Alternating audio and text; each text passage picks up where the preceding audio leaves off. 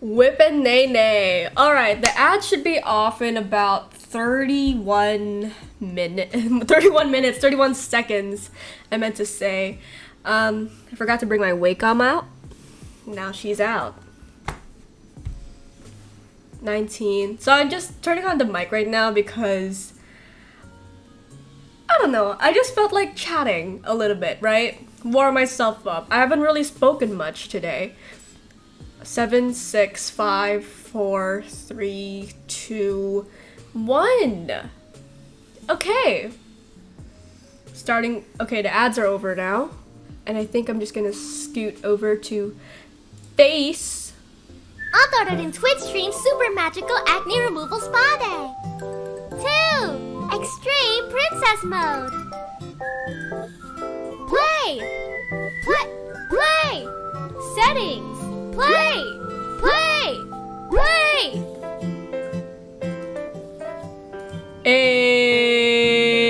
Yeah.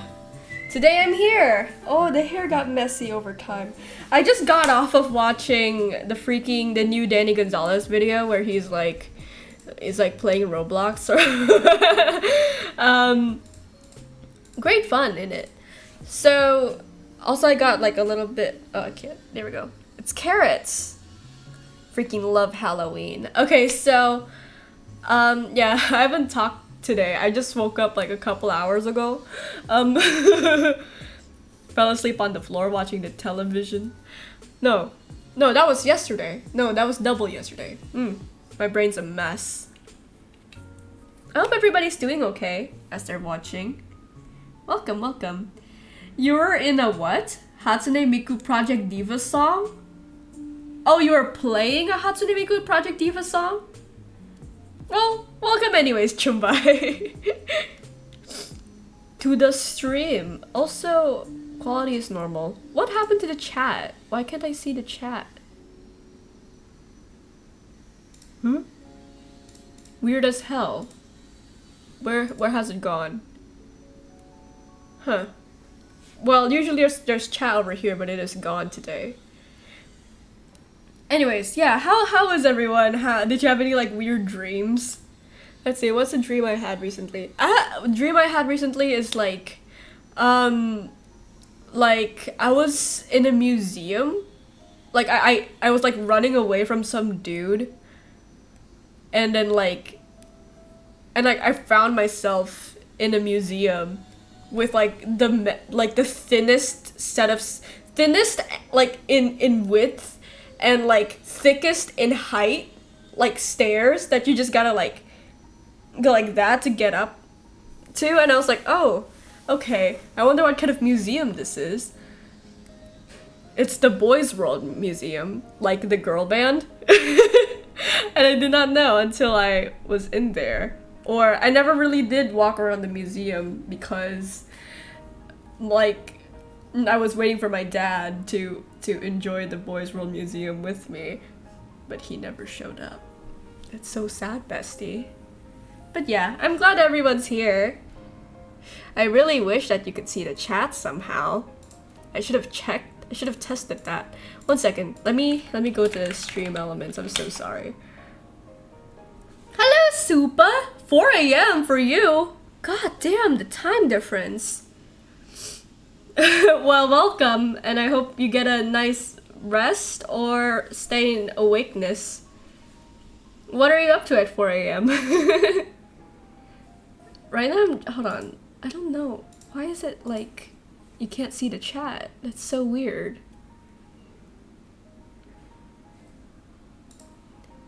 It's broken, bestie. Wait, let me refresh it. Writing fanfic. Ooh, for what? Hold on, I'm gonna say test in the chat, but there we go. It's working. I have been awake the whole night watching a YouTuber with my girlfriend. That's really sweet. Cool. Speaking of YouTube, I found, okay, so y'all know Charlie and Lola? I'm gonna like ramble about that real quick. I know this stream I'm just gonna be like finishing some like YouTube work and stuff. for my YouTube because I'm almost done with the animatic, the drawtectives animatic that I've been working for forever. It's almost done. I'm so stoked about it, but I must cut this conversation a little bit because I found a Charlie and Lola animated outtakes compilation on YouTube, and it's so cute. I want to show it to everyone because I love it. That's all I've been watching yesterday. That and like Trixie Katya's uns. That's how I'm gonna say it, huh? That's all I've been watching recently. Yo, my mic's a bit too loud. I'm so sorry. Let me run that down. There we go. Okay, there we go. Just 1 second. Let me like pull it up. Let me pause that K-pop music for a second. Wait, I just want to show everybody this. Okay, look. I just don't like spiders. I just don't like spiders. A little bit more. Ready? Sit up, go and sit on it. Wait, let me make it louder. Is that because you think there's a spider in your t-shirt? There we go. Charlie, I am stopping squabbling. Okay, Charlie, stop squabbling. No. I can't say I squabbling. can't say squabbling. You can. Just said it. No, kids, I have General fun with giraffes. Cool. Do you know what that what that means? means. Me neither. You know, we're giggling. Oh, great. Don't we have enough of that yet? Am I gonna get copyrighted by Tiger Aspect? Can I do the sound effect for the giraffes eating? Yeah, you can. So cute. If Anyways, you concentrate. there's another video. Sorry. I just wanted to show everyone that. There was another video from Charlie, specifically Charlie, where he like laughs at the word mailbox for like an unhealthy amount of time. Like the voice director was like, "Can you say mailbox?" And he was no, what was it? I think what happened was, "Hi, Spin Flyer." I'm talking about the Charlie and Lola animated outtakes because that's all I've been watching yesterday. Like one of the videos was like Charlie, and I think what happened was they were trying to do like a British version and like an American localization where all the voice actors are the same obviously, but like the words they say are like more American, if that makes sense. So like there's like one bit where like you can hear the voice director saying something like, "All right, can you do like, okay, do the English one," and then Charlie's like, "Okay, now you gotta pop it in the post box." And then like, "Okay, now the American one," and he goes, "Now you pop it in the mailbox. Pop it in mailbox. Mailbox." And then he like falls or something like that. This dude, for whatever reason, just found the word mailbox so funny. And it's like my favorite video now. So yeah. Why am I always naughty during live streams? Oh, right, music. I haven't forgotten about you. Okay, so what am I doing today? So remember that animatic that I work on sometimes? Also, like, as like a topic starter, anytime I like stream myself, like, animating this, it always feels a little bit like bring your daughter to work day, because then I can raise my child and work at the same time. So it's like, but yeah. So what I'm doing right now is, so like last time, so the first stream I did with the drawtectives animatic, I was sketching. Second stream, I was doing line art, and now I'm going to do this where, hold on, let me show you if I can, if I have anything of example. Hold on, it's loading.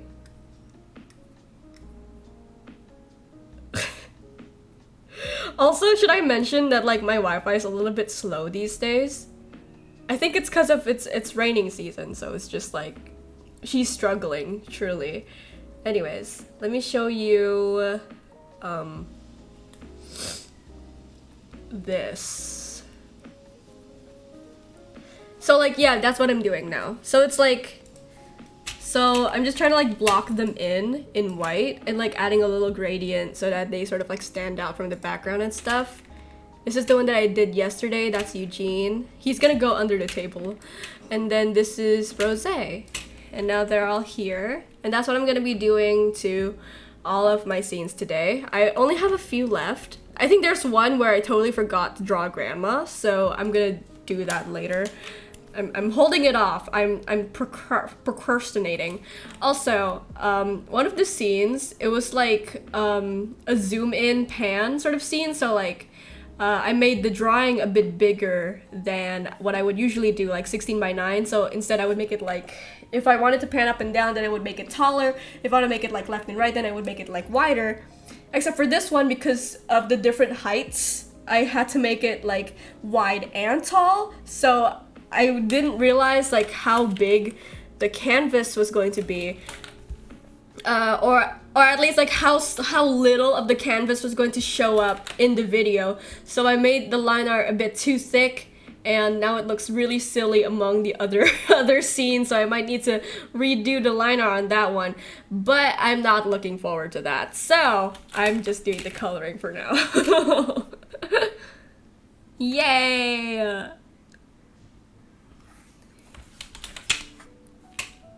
And you're always free to believe again. What else have I been up to recently? I have been... Also, like, the reason... I usually stream on Fridays for you and Saturday for me, right? And the reason why I sort of moved that was because I have K-pop classes on Friday now. So... I always get tired whenever I get home, so I'm like, I just want to sleep the next day. Or like, by the time I get home, I like forget that I'm supposed to stream it's Sunday now, and it feels better. And like, I always miss like streaming because like it just allows me to ramble into the void for like several minutes, and then you get to listen to me. But yeah, what have I been up to recently is that like I've been to K-pop class. We have like a recital soon, which is a bit nerve-wracking.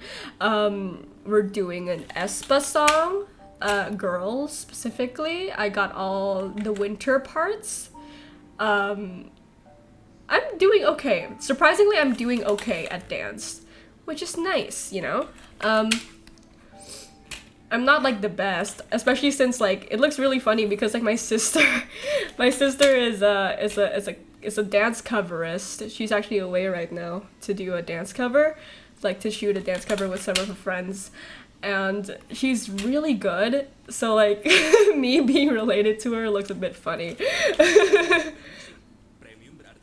Okay, Spotify ad.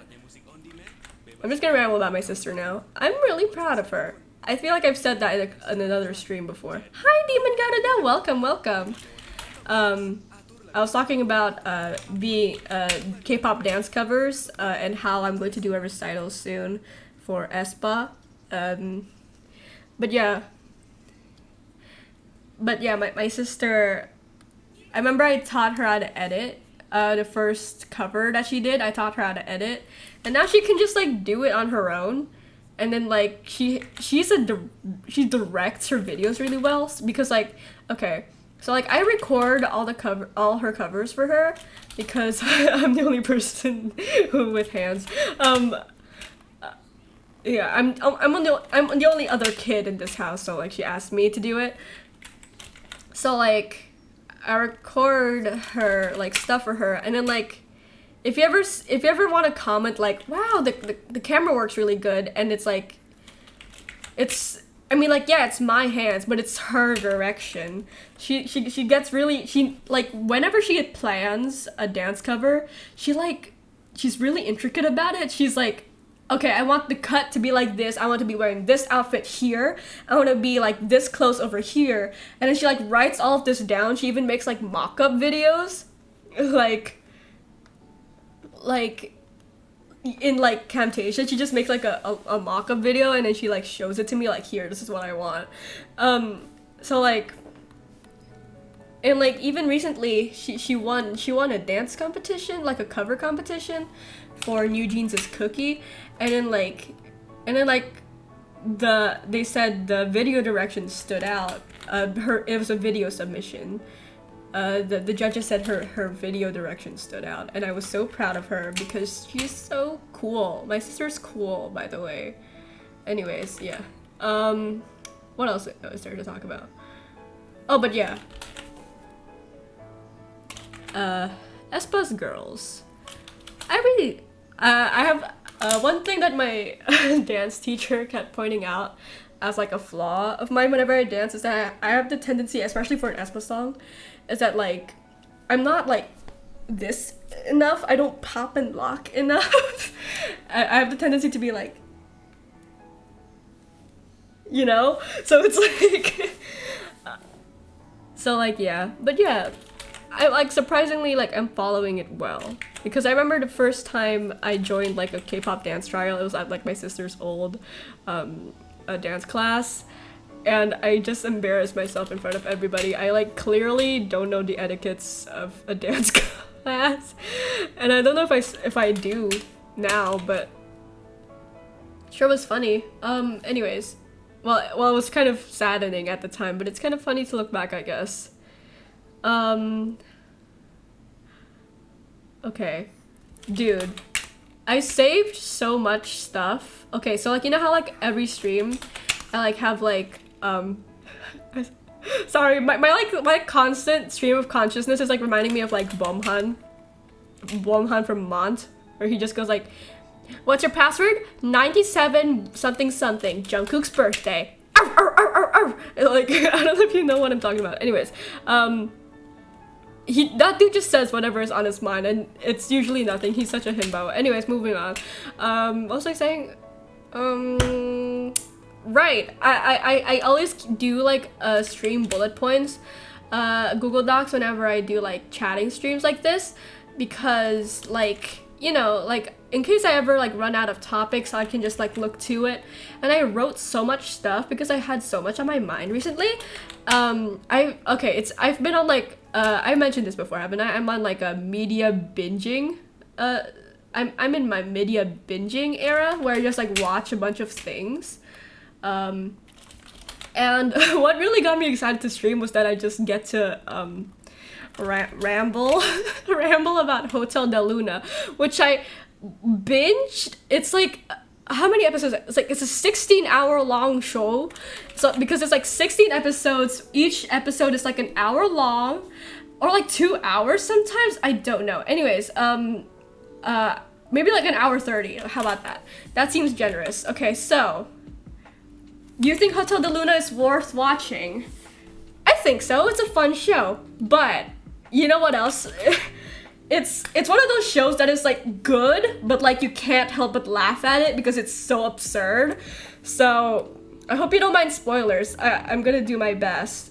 It's visually beautiful. The show is beautiful, but I do have like it's like one of those things where like, oh, this is a bit camp. Like, okay, so basically the plot of the show, I'm just gonna ramble on about it because like I need to make this like viewing experience worth it. I like pestered my friends for like several weeks as I was watching it because I just could not believe what I was seeing on screen. Okay, so the plot is so is this woman IU? IU is not her name in the show. It's her actor's name IU, but like it's funnier to call her IU. Okay, anyways, moving on. So IU is like a war criminal. I'm not gonna spoil like what her crime was, because frankly her backstory is like the best like reveal in the show, in my opinion. I don't know. It's like well written. IU is a well written character. Anyways, moving on. So IU is like a war criminal of sorts. Not a war criminal, but nah, I'm not gonna say why. Anyways, moving on. So she's been like cursed to live like 1,000 years by like God or whatever, and then like so she's tied to like a tree in the woods, and then because she's like near the tree like builds itself a hotel of the Hotel de Luna, and it's like, you know, it houses, it's like the middle of life and death basically. So like wandering ghosts get to stay there until they feel like all their grudges are released and they get to go home into heaven and stuff like that. So but Ayu, you know, she never died. She just kind of like lives there. She's been cursed too. She's like a vampire. And my favorite thing about Ayu, I saw a post on Tumblr that says she is like not a likable character, Ayu, but I kind of like that about her. I like that she's this huge asshole. I would never want her to be my boss or my girlfriend because she is the main love interest in the show. Like, she's hilarious. Like, Ayu like embodies the role so well that like all the other actors who are like okay at their job look terrible next to her. Anyways, what did you say? Garuda? Okay. I have a little bro, he's smarter than me, he joined competitions and things and won too. Sometimes I wonder, are we really brothers? As a big brother, I'm proud of him, but which one of us is adopted? That's funny because me and my sister looked way different when we were little. I talked about this before, like, she had bigger eyes when she was little, so like, people like didn't believe us when we said we were related. But like, as we grew up, or like the girls at my dance class did not know we were related until like I said, yeah, we're related, and they were like, oh, yeah, that makes sense. We like act the same. I've been told that I sound like her. Anyways, moving on. I was talking about Hotel de Luna, right? So yeah, so she's cursed to live in this hotel. She work at this hotel basically as like you know, like karmic community service. Think about it like that. So like in order to like repent for her crime, she needs to like run this hotel for wandering souls for 1,000 years. But she's like evil. She's like morally gray because she's like a bit spoiler, she grew up poor in her past life. I'm saying past life in quotes because like I said, she never died. So like she was poor, so like now that she's like a vampire, not a vampire, but you know what I mean, like she like gets to like earn all this money. She exploits the families of the people who died, who like stayed at her hotel. There are like cases where like, oh, my daughter never got married and we just, you know, we want to marry her off. You know how like some families do that where they like marry off their dead daughters, and then like, and she's like, oh yeah, totally, and then like makes the most expensive wedding for a ghost you could possibly think of, even though like the parents can't even see it because they can't see ghosts. Anyways, but yeah, so it's like she does stuff like that so that she can go out and eat and stuff. I like that about her. I don't know why. I think she's stupid. Like like she's like I don't want to be friends with her, but like as a character I'm like so entertained. Anyways, come in her love interest, Kuchan Song. You talk fast, I know, I'm sorry. Welcome, by the way, Clips Tool 14. I'm high energy today. I just ate. Anyways, yeah.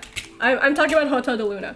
I don't know if you heard that yet. Anyways, so come in her love interest, Kuchan Song, who is the most boring dude. Like, he is so boring, is the thing. But it makes me laugh. So, like I said, like Ayu embodies her character. Yo Jin-gu, the guy who plays Chansung, is like, I've seen gifs of him acting and he doesn't seem that bad. But in this show, I don't know if it's the script or if it's the stage direction. They were like, he's like, I like to joke that like Yo Jin-gu is like, hi, director, can I like emote a little bit? And they're like, no, bad. You can't smile, you can't cry, you can't even hug anyone. Oh my god, I forgot about this. Like, you know how like that meme where like K-dramas like refuse to have their characters kiss until like episode whatever. So Hotel de Luna was kind of like that. Well, they did have their kiss in episode 13, I think. I don't remember. But like, yeah. But yeah, most of their like romantic interactions was like hugging. But this dude cannot hug. This dude cannot hug. This dude hugs like he's afraid to touch people. And I know it's because like she's his boss, so he can't be like so affectionate. But if you're going to make it believable that this dude is into this girl, why would you hug like this? Like, and she doesn't hug back either, which is like in character, but like, you know, like do this, you know, like hold her head, one on the waist. No, he just like, who hugs like this? Nobody hugs like this. And that's supposed to be like cute? That's supposed to be like my gifable screenshot? No, I'm not screenshotting that. That looks awful. You know, the only reason I would screenshot that is to laugh. I wanted to screenshot that to show to my friends, like, look at this, it looks so stupid. Bro, touching someone is scary, I understand. Yeah, I know. So like, but like, is this supposed to be our main love interest? Is this supposed to be like our main ship? I tell you what, watching Hotel de Luna, I've never rooted against a couple so hard before. Because number one, Koo Chan-sung is the the assistant of IU. So that's like also she's like way older than him and way richer than him, so like the imbalance is like crazy, especially since like it's especially wild because like I was watching Hotel de Luna amidst the Ned Fulmer drama. So like I could not like suspend my disbelief a little bit because I'm like, isn't this what happened in like real life? So like yeah, and you know, and here's the thing. Like, I'm okay with, like, in fiction, obviously, whenever, like, an immortal, like, 1,000-year-old being dates, like, a human, say, like, young adult or teenager, because I think about it like, oh, they just age slower instead of, like, they are old, you know what I mean? So, like, in universe, it, like, makes sense that like a 1,000-year-old person would be as immature as a human 20-year-old. So it's like, okay, that's fine with me. So like I'm okay with like whenever like, so like it's like not a problem. So like when Koo Chan-sung and IU was supposed to be like the main couple, I was like, you know what, that's fine. She's immortal, he's like 20 something. It's like, okay, that'll work. Except they start the show with Chan-sung as a toddler. And, which is fine, you know what, backstory, we're okay with that. But the first time he meets his love interest, IU, she's like, she's old already. And he's a little boy. And come to find out, sorry, this is spoilers. We're getting into spoiler territory. So the reason why he's, so like, you know how like she's punished by God to like stay alive forever? Koo Chan-sung, so his dad died, right? So his dad died, and he like makes it to Hotel de Luna, but he doesn't want to die yet because he's like, well, I'm poor, and like my kid, my son, he doesn't have anybody to watch over him. So like, please mercy on me, IU, pop singer IU, please mercy upon me, let me live again. And she's like, well, if you want me to make you live again, it's gonna cost you a price. And the price was Chan-sung, his son, you know, the guy that's about to be her love interest for the next 16 episodes. So like he was sold to her. And because like on a whim, because his dad's a bit of a loser. Anyways, so like I said, immortal couples, immortal ex-mortal couple, that's fine. Immortal ex-mortal couple where one of them was sold to you? That's when you and me are gonna have some problems. Also, she like checks him out. The show is wild. I know. That's why I had such a fun time watching it. I could not believe what I was watching, because also there was like a scene where like he's like a little boy and he's like walking, and then IU like steps out of her car and she's like, he'll be fine, and then like drives away, and like how? So like the first time, like, you know, so when Chan-sung's an adult, he like knows he's been sold to her, and he's like hoping that he gets to like reverse the contract by simply being strong or something like that. So Ko Chan-sung in the show, he is a hotel manager. He can speak English. He like, you know what I mean? Like he went school like out there. He's like smart. He knows how to count. He can speak English, which is more than what I can do.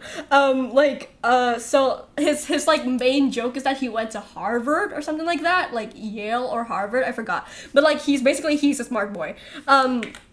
So like he's like, listen, IU, I don't want to be, you know, your eternal slave or whatever, because I am a boy with dreams, you know, I'm a boy with dreams and skills. And then, but like IU's like, she has this like moment where she's like wearing like the divorce outfit, like black with like lace and like my husband died of mysterious reasons sort of outfit. And she's like, it's giving like you know how dudes who like mommies type, like their first meeting scene gave off that vibe so hard. So he's like this like weak little like mousy ass dude, and she's like this like strong woman, and it was like I understand it's supposed to be hot, but it's so hard to consume it that way when I know the first time they met he was a toddler. So it's like this is not like, oh, like a cute girl just walked by me and I want to kiss her or something like that. No, this is like my auntie meets me for the first time in 20 years. so like the entire show is like auntie. IU is auntie to me. Like I don't like, is this supposed to be cute? Anyways, moving on. I need to pee. I'm so sorry. Wait, I'll be back soon. I need to pee right now. This show wild. Okay, I'll be back.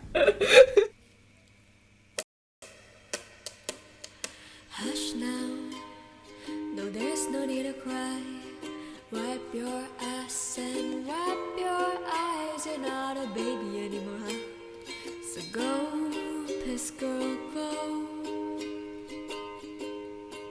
You know they say when you lost something, then you wanna let it go. So if it hurts to hold, go, piss girl, go. Go on without me. I know you don't need me that badly. Listen, I love you, and I know you love me, but I'm nothing but pee, girl. I need to be free. We're bad for each other, you know.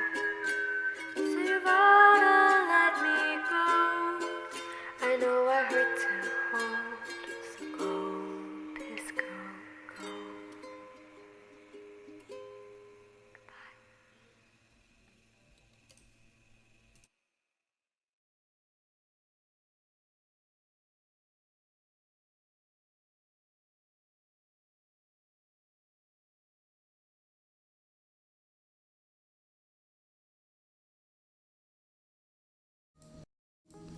Wait, sorry. There we go. Sorry, I like lost my scene. I was going mad. Okay, reading your comments. This show is wild. The vibes of rocking a baby. While you talk about this show is sure is something. I'm sorry, Chumbai. Well, I heard that my friends watched and liked that show, but hearing a story, I have several questions. Now, here's the thing. Like I said, I like this show, but it's also awful at the same time. Like, it's like watching a car burn, but the car is sparkly and beautiful and you want to look at it all the time. Anyways, yeah, moving on. So, I'm just gonna keep talking about this show. Chan-sung, it's heavily implied that Chan-sung was sent to IU by God or something like that. And when I say God, I mean like the God like in the show, like not Jesus. But like, it's like, the god in the show has a name, but it's a lot simpler to describe her as a god. Anyways, moving on. So, basically, it's heavily implied that Chan-sung was the chosen one, blah, blah, blah. And he was sort of sent to IU to kind of make her a good person, so that she can finally, like, be freed from the prison of life, basically. So he's like, hang on, how do I word this? So he's like, so IU is sort of like I said, an asshole. Anyways, but he's like this like goody two shoes type of dude. Like, no, you will not exploit that family. No, you will not like spend money today. You are bankrupt. Hey, that is immoral. Don't do that. And she just sort of has to go along with it because he's her assistant. But of course, she, like I said, evil. So she like threatens him like several times throughout the show. And I'm like, again, is this supposed to be hot? I've never rooted against a couple so badly until I watched the show. It's big like, are the straights okay type of show. And I'm like, and also here's the thing. There's like pieces of a beautiful point and show here, right? Like I said, it's an isekai in a way. I love shows about like reincarnation and stuff because I like to see like what the writers like do with that concept because it's such a big wide concept that you can do pretty much anything with. So like Hotel de Luna had a lot of that and it was like my favorite thing. I haven't even gotten that part yet. I'm still talking about Chansung and IU, the worst couple on television. Anyways, oh, right, the first couple I've rooted against so hard against was Nikki and Jonesy from 16.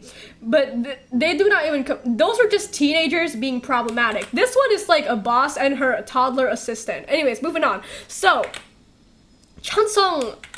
What was he talking about? Alright, so... Chansung, like I said, wanted to break the contract right then and there. When she asked him for him when he's a toddler but angry and threatens him when he's older. Exactly. So like Chansung, like I said, wanted to break the contract. He does not want to work for IU. IU instead gives him the gift of seeing ghosts, which is a terrible gift because, especially for somebody who's never seen a ghost in his life. So he's like not used to it. He's like, oh my god, oh, you're terrifying. Like every day of his life. Also, like I said, did I mention that he was, a Harvard student and he's really smart? He gets all these like good jobs. He works at like a hotel where like the king and queen are staying. And like one day, he can't even do his job because seeing ghosts like traumatizes him so much.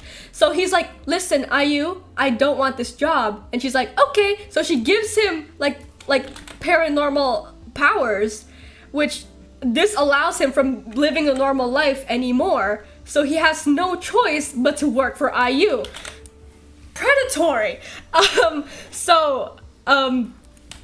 Anyways, what was I gonna say? But yeah, so hold on, I'm losing my words. So, and then IU like at the end of the show, I guess like in attempt from the writers to make her seem like a good person, she was like, listen, I gave you the chance to run away several times, but the chance she gave for him to run away was when she got stabbed in the stomach, so he has no choice but to nurse her back to health. So how was it like, she was like, you could have run away at that point. Yeah, but he's a good person, and you knew that. You knew that about him. You knew that he was going to help you. So, what did you expect him to run away at that point? No. Even if I was in that situation, I would have been like, damn, this immortal being might need my help. I don't want to seem like the asshole here. If she's found dead, then who's gonna call? They're gonna call me. So like, I'm a man with a job. I can't lose that over like the fact that I left a woman bleeding there. So like he never got the chance to run away because she's never allowed him to live a normal adulthood. Anyways, moving on. Am I too loud for the mic, by the way? Oh yeah. Okay, let's move that down. Awesome. So. What else happened in the show? But here comes the part of the show that I like. So in Hotel de Luna, she has like, staff. Oh, by the way, IU's outfits are so good in the show. Like, let me just show you one real quick. Hold on. So like, she looks so good in the show. Like they gave her like the best. Like part of the show is, for me, is just ogling at these outfits. Hang on. Look at this. This is her dumpling eating fit. Yumberry! Very passionate though. Great. Hi, Barry. I'm talking about Hotel de Luna. Look at this outfit. Where's the one where she wears like a hat? She's like, I want to go to the beach. Like, this is her with a gun. Hang on. That's Barry. Look. Look at this. Insane. I'm going mad. It's so good. Anyways, like the way they do her hair, it's like fantastic. Anyways, yeah. As somebody who likes clothes, this show really good. Anyways, moving on. By the way, I'm talking about Hotel de Luna. Did I say that? Anyways, moving on. So there are 3 members of staff, like main members of staff, like on the show, and it's like vibrant purple dress plus gun is a look. I know, it's so good. And that's like the first episode, I think. She wears that in the first episode.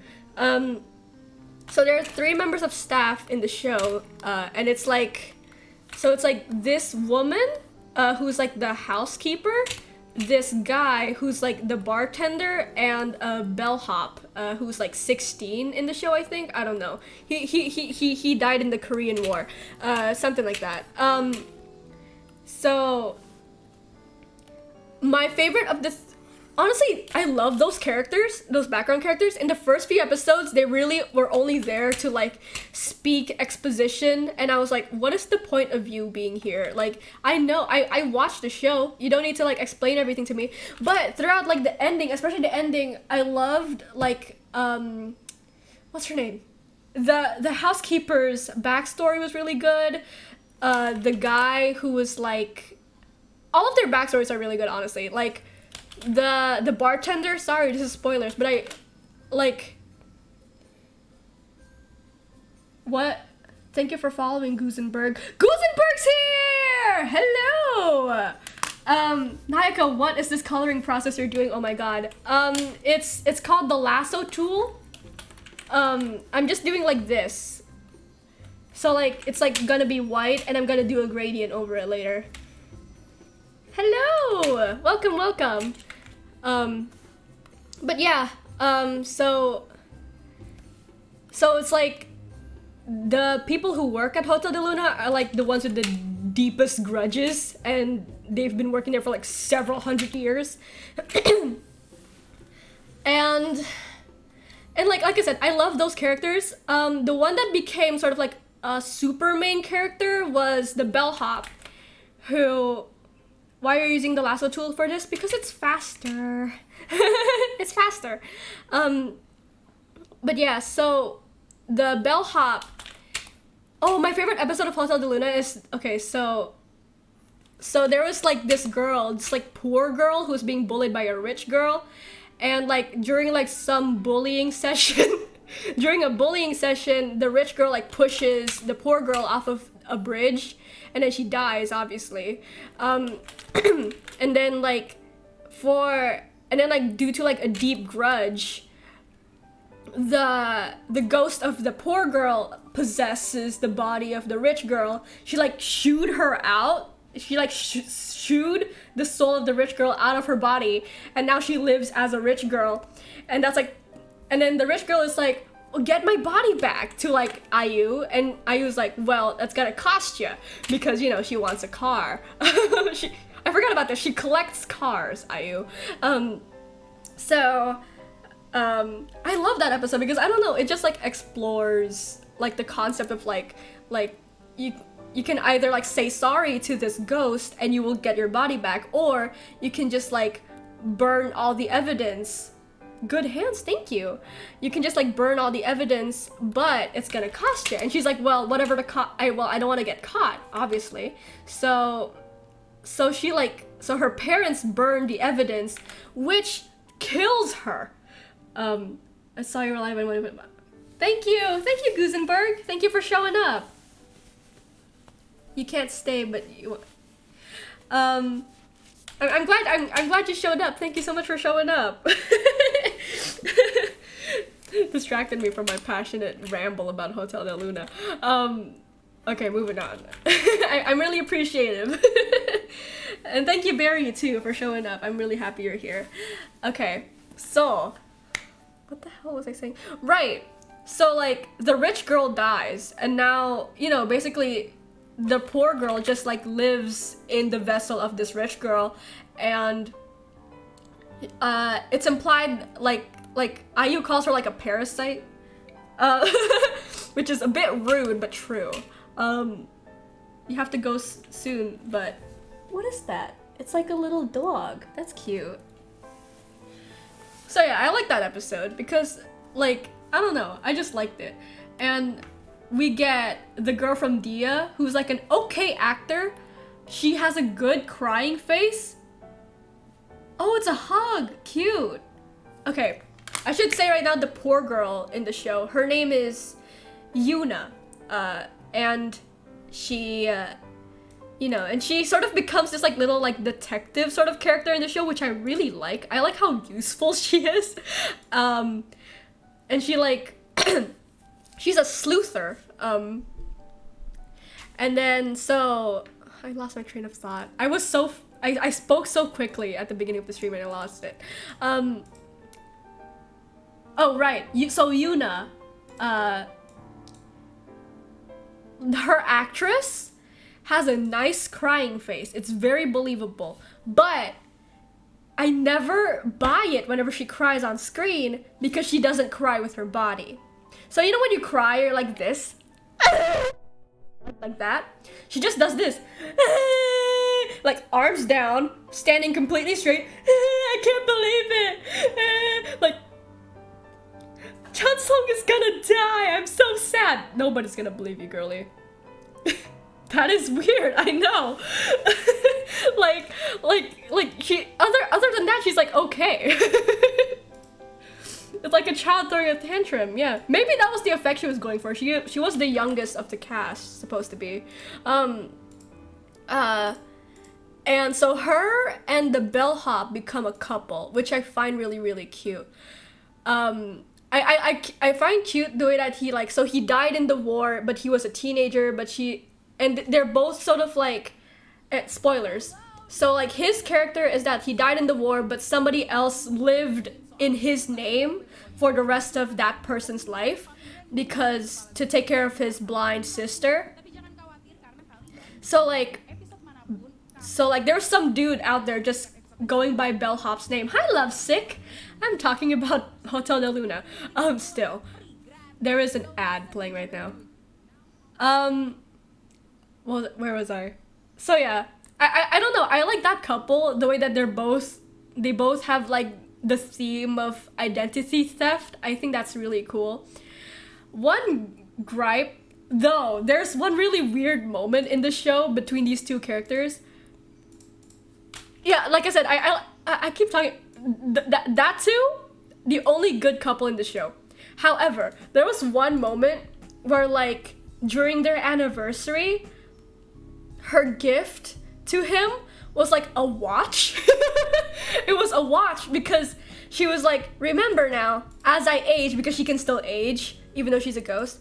So she's like, as I age and you stay the same, please remember that you're always my oppa, which is sweet. But like the way she words it is kind of weird. The way she says it, like, remember you're always older than me. You're always gonna be a boomer or something like that. She says the way she says it makes it sound like you're a grandpa, and I will be when I become a grandma. You're still old. You're still a hag. And I'm like, why does she age but he doesn't? Because the body she lives in is alive. So, meanwhile, while the bellhop, her boyfriend, is a ghost, she is a ghost living inside a human. So like her body still ages. I don't know what the logic of that is, but like yeah, basically she's just living as a teenage girl now. But yeah, the gift is like so weird. She's like, remember, like sure it's cute. It's like, remember you're always my oppa and I'll always like respect you as if you were my oppa. But like, why is she worded like that? That's so weird. Also, another gripe, but like other than that, hydrate or dihydrate, yep.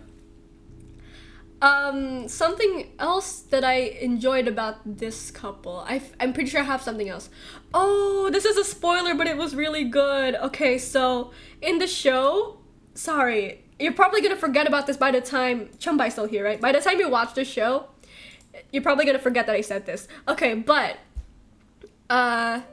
so at the ending, so like it's a thing in the show where like you get lilies when you die so that you can go to heaven easier. It's like a key to heaven or something like that.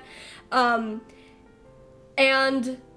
as the bellhop was ready to leave into the afterlife, the girl ends up taking like her own lilies and giving it to him because she's like, she wants to make sure he has the best afterlife. And it's like so sweet. It made me cry.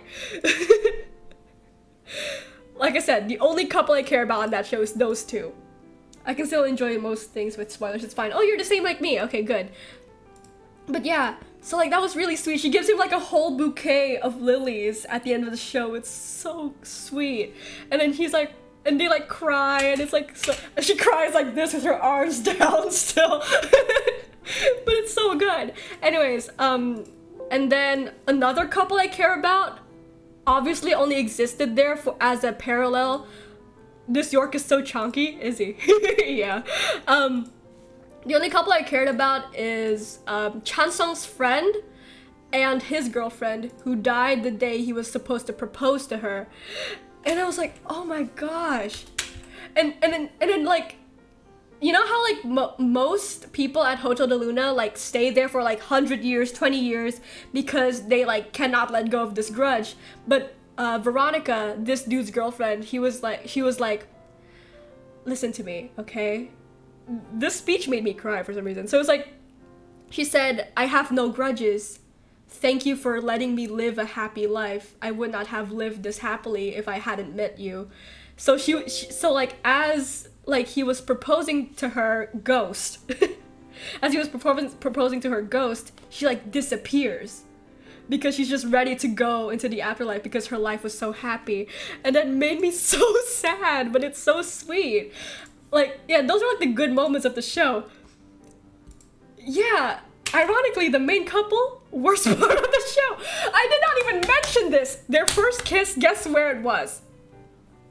It was in...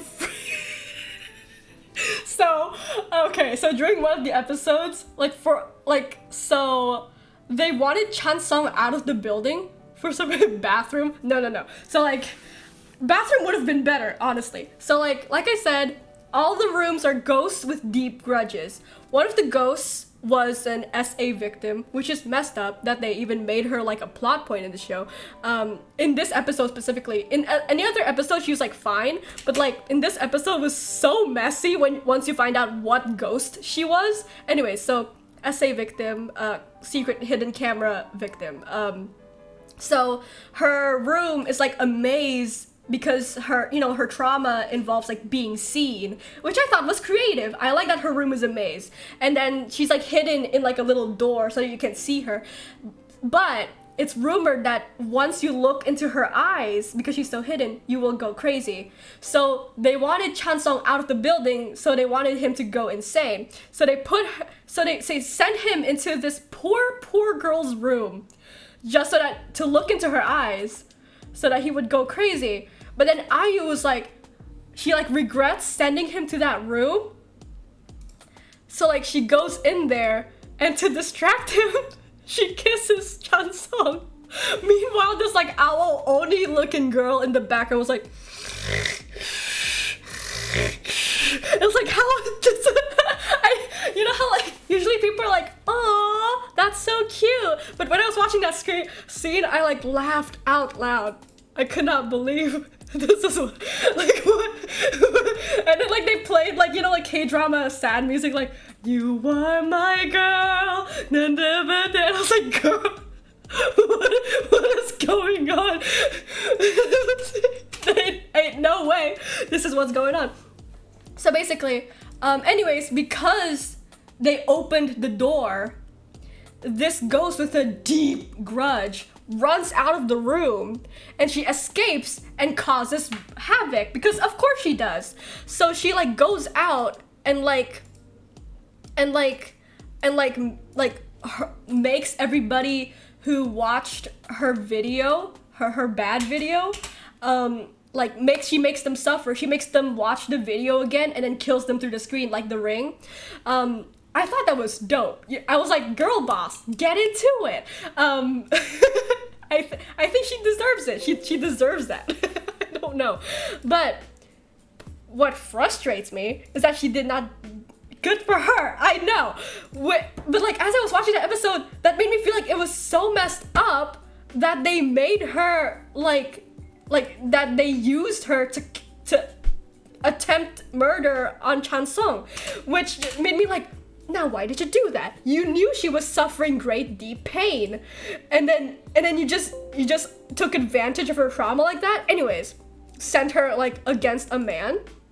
Anyways, so she was like out there, she like kills a bunch of people, and then she did not get to kill the guy who sold the video. She before she got to do that, she got punished by God because she committed mass murder. So she like dies, and Chansung's like, no, I did not let her do that.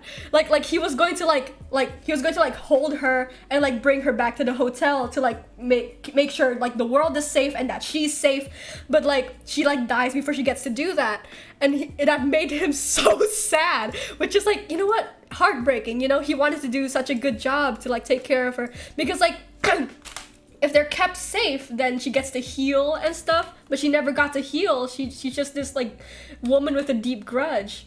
But yeah, so that makes me sad. Anyways, but so in her honor, IU kills him. She like puts him on the train tracks or something like that. She was like, answer my question. Do you remember what you did to this girl? And he was like, I don't know, who was that? And she was like, answer my question. Do you know what you did to this girl? Or I let this train hit you. And he was like, I don't remember. Hang on. Let me think about it. Hang on. And then the moment he remembers her, he gets hit by the train. Am I supposed to laugh at this? It's funny.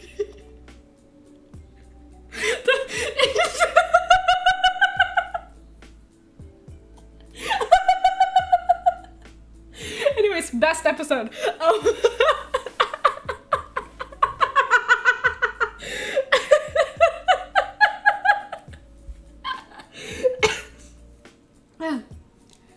One part of the show that I kind of despise is the way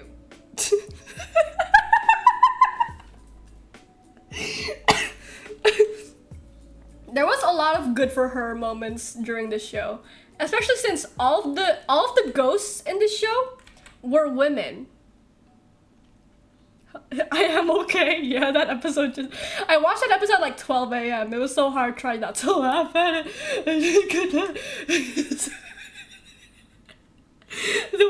The way this dude just gets hit by a train.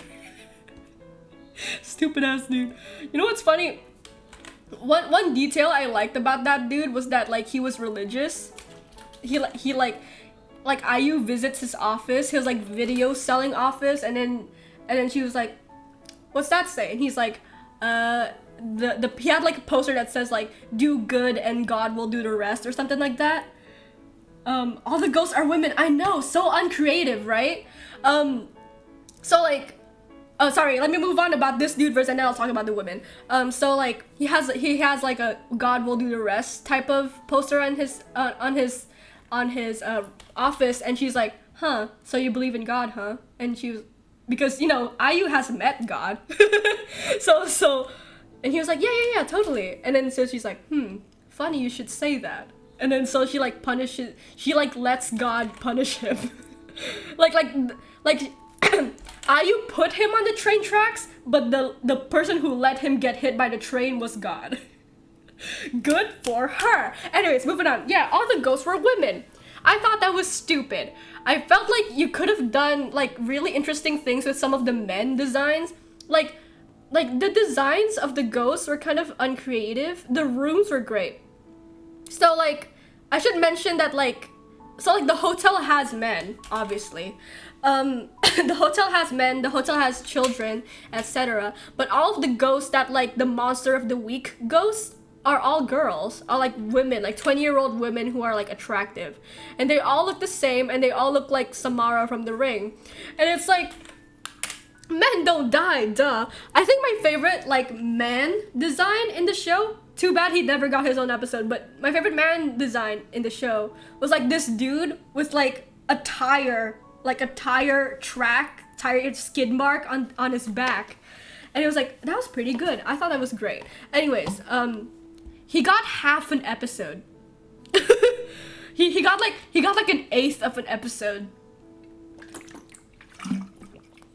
But yeah, I felt like they could have done so much more with like the men ghost, but they didn't do it. They just kind of like focused too hard on like, I know it's easy to make a creepy woman. I know it's easy to just grow her hair out, put a couple bugs on her, and then like oh, she looks dead. Water's good as hell. Dude, my throat hurts.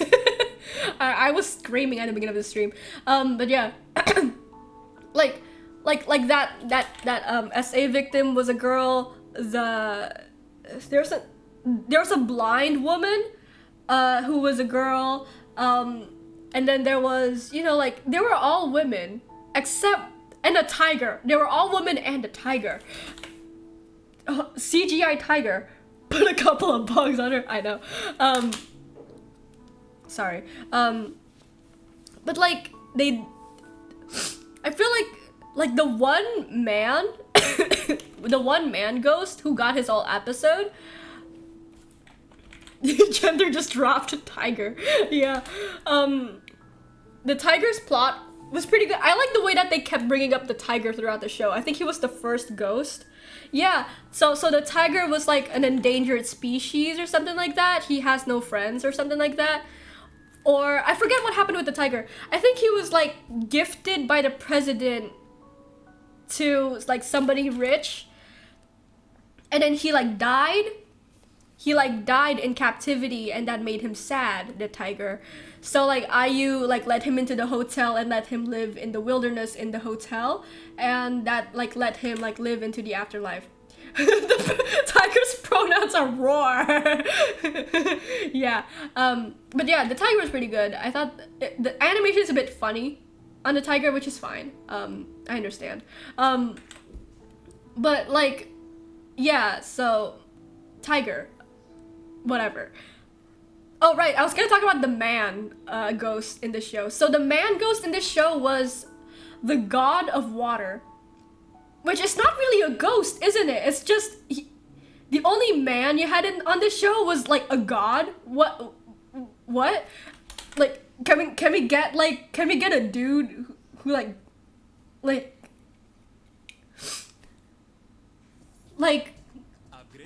maybe I was exaggerating when I said all the ghosts were women, because the other man ghost was a murderer, a serial murderer who wanted to see his victims again or something like that. He wanted to see if there was such thing as an afterlife. Oh, good leg drawing, thank you. He wanted to see if there was such thing as an afterlife, and of course the people he killed meets him again, and they're like, the way they let go of their grudge was to kill him back in the afterlife.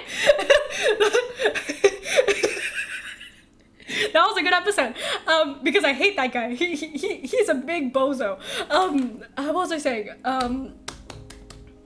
Yeah, but yeah, the water god, his design was garbage. I'm so sorry. I know the goal was to make him look like a Genshin Impact character or something like that, but he looks awful. The wig is clearly floating.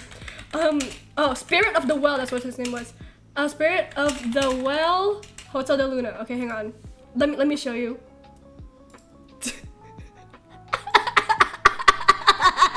This dude, look at this dude. Look at his hair. Look at it.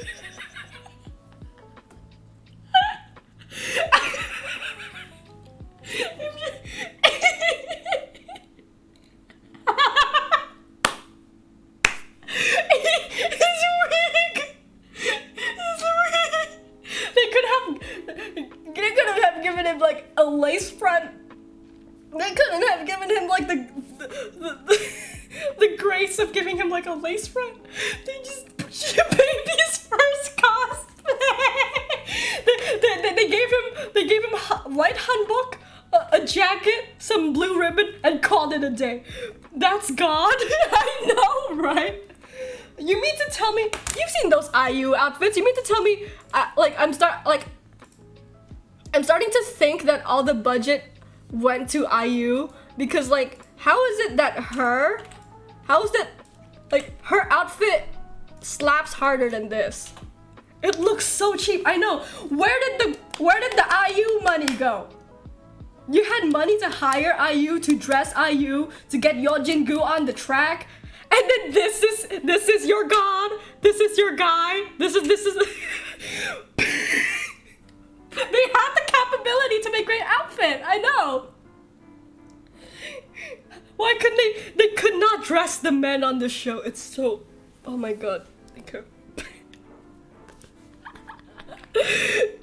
Sad. He has that expression throughout the entire time he shows up on screen, by the way. So like imagine this like really solemn looking dude with like the stupidest wig you've ever seen. All the budget gone to IU? Maybe. That's what I thought. I was like, no. So like the first time IU meets the water, the spirit of the well, that's his name, sorry. So she's like, she was like drinking. She was like drinking wine. She was like, hey, what's up, dude? And then he's like, hello, I'm the spirit of the well. And his ass was like looking like Kylie Jenner. Kylie Jenner looks better than him. Like, you know that one haircut Kylie Jenner had when she's like.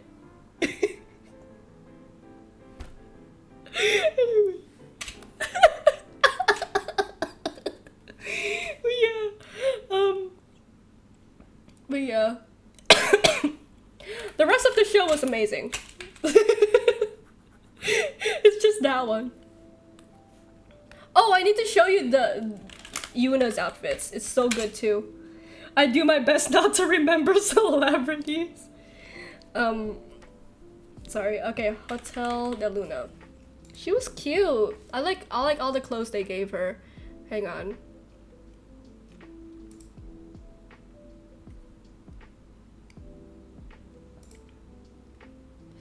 It's like she does look like an idol. She was an idol. The girl who plays Yuna. The Wi-Fi is so slow. Damn it. Shoots, drats, man. Okay, there we go. It's like, oh, you gotta go. Bye bye, Barry. Thank you for showing up. That was really fun. Thank you. Yeah, that's her. This is our gal. That's IU, and that's the guy who does not emote. That's the bellhop. That's the bartender, and that's the housekeeper. Yeah. But yeah, they gave her really cute outfits. It's really hard to find pictures of her though. But yeah, great show. Would recommend. If, like I said, it's like a good show with like good themes, I would say. But like the main couple, the wigs, I must laugh. I have to laugh at them. So yeah, it's a good show to laugh at and cry at. It's simultaneously terrible and amazing. Okay, what else do I have to talk about? How long have I been talking about that show? Uptime. How long have it? Now I have to watch it. I've been talking about Hotel de Luna for an hour straight. Oh my god, that's funny. I did not even realize where did time go. What else have I been into? I started listening to NADPod, Caldwell Tanner NADPod. It's pretty good. I'm still on episode 12 or 13 now. The episode with Nathan in it, or at least the first episode Nathan Drawfee was in, so much puke and barf in that episode 12. It was so hard to sit through, especially because I was eating. I was like, alright, time to sit down and eat. I'm gonna listen to some NADPod. And then episode 12 comes around and it's just like, oh, pus, oh, barf. And I was like, oh no. I feel like I need to listen to this so that I know the plot, but... You like NADPod? That's good. I love Emily Axford's character is really cute. She's like, Why, something's amiss at the creek, isn't it? I love her. She's so cute. But yeah, I'm not thrilled with it yet. There's so many episodes, and it's still updating. I went on the Tumblr to like find out, like, because you know that's what I do. Anytime I like finish a show or anything, I just need to go on the Tumblr to see like fan art and stuff. I could not do it because it's all spoilers.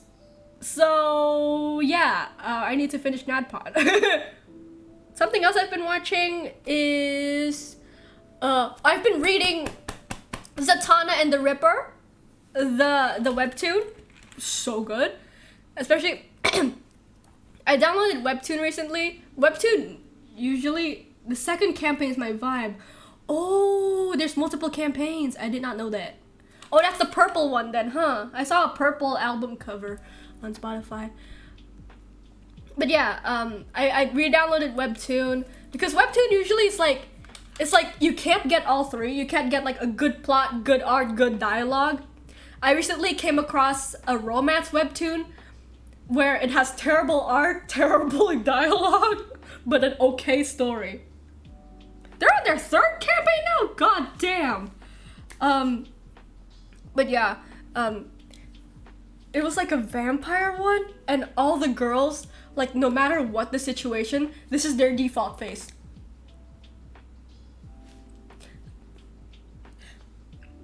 And I was like reading it, like trying to like it, and I was like, I can't take it seriously. Also, the comic that I was reading, that I came across, this really bad comic that I came across recently, does this thing where like the speech bubbles are like this big, but the text is like this much, and there's no spacing, so it's just like this. And I'm like, you want me to read that? And there's multiple too. It felt like reading a textbook. I don't remember what the title of that. I don't remember what the title of that webtoon was, but I do not recommend it. It was terrible. Oh no. But yeah, I've started reading Zatanna and the Ripper. It's so good. It's like, it's DC, I think. I think that's why it's good, because it's literally DC Comics. I did not know DC Comics had a webtoon account. Apparently they do. And the art is so pretty, and I like the story. I like the main couple in the book. You hear my voice starting to get husky? Yeah.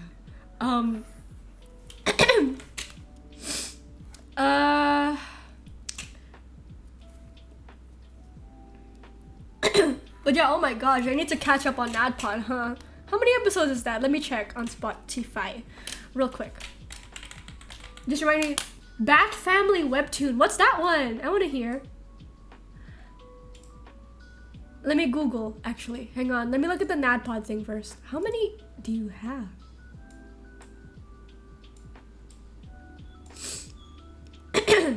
So I'm on episode 13, and there are currently... I'm still scrolling. Okay. 88 at least.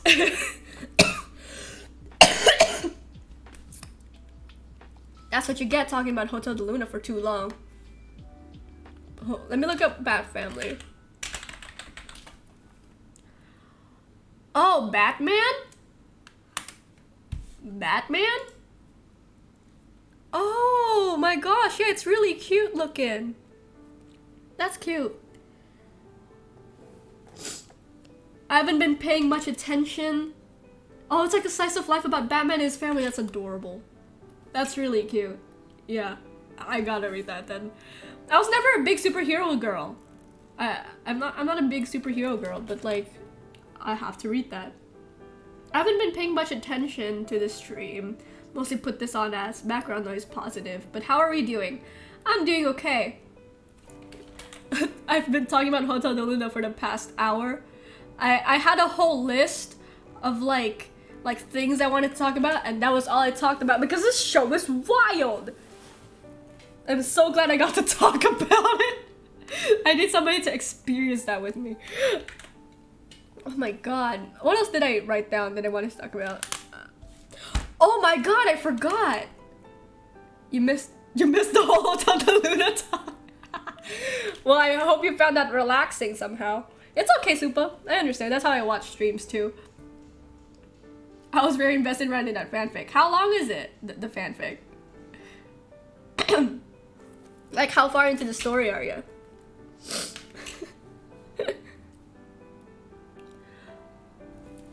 While I wait for your reply, yo, you just started it. Oh, okay. You know, writing is fun. Writing is fun, but Grammarly can kind of help. Writing is not that easy. 1/3 of a chapter. Ooh. I love writing. I like writing, like, for me to read. Sometimes I'm not a very good writer, is the thing. I'm good at ideas, but not writing. But yeah, oh my gosh, did y'all hear Chuu from Luna got fired? This is my Joker moment. I can't believe. This is just as wild. So Luna is under the record label Blockberry. It's called Blockberry. And so, if I'm not mistaken, correct me if I'm wrong, Blockberry is a really small company.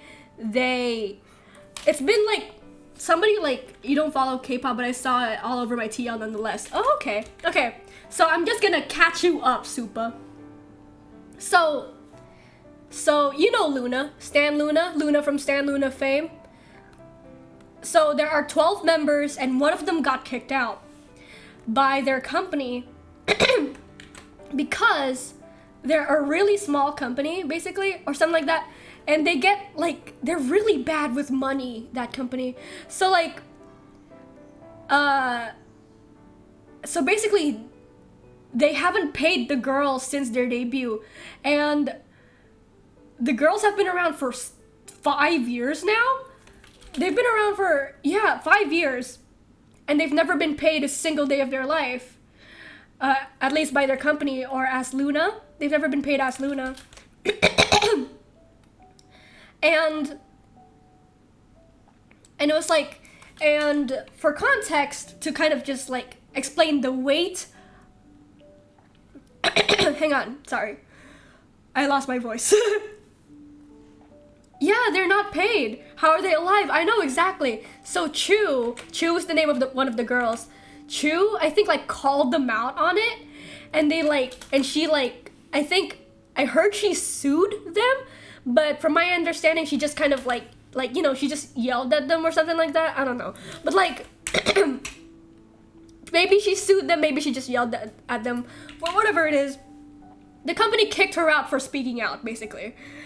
And for context on how heavy, like, the weight of Chuu being kicked out, is that she was their moneymaker. She's the most, like, popular, like, most beloved member of Luna. You know that song's like,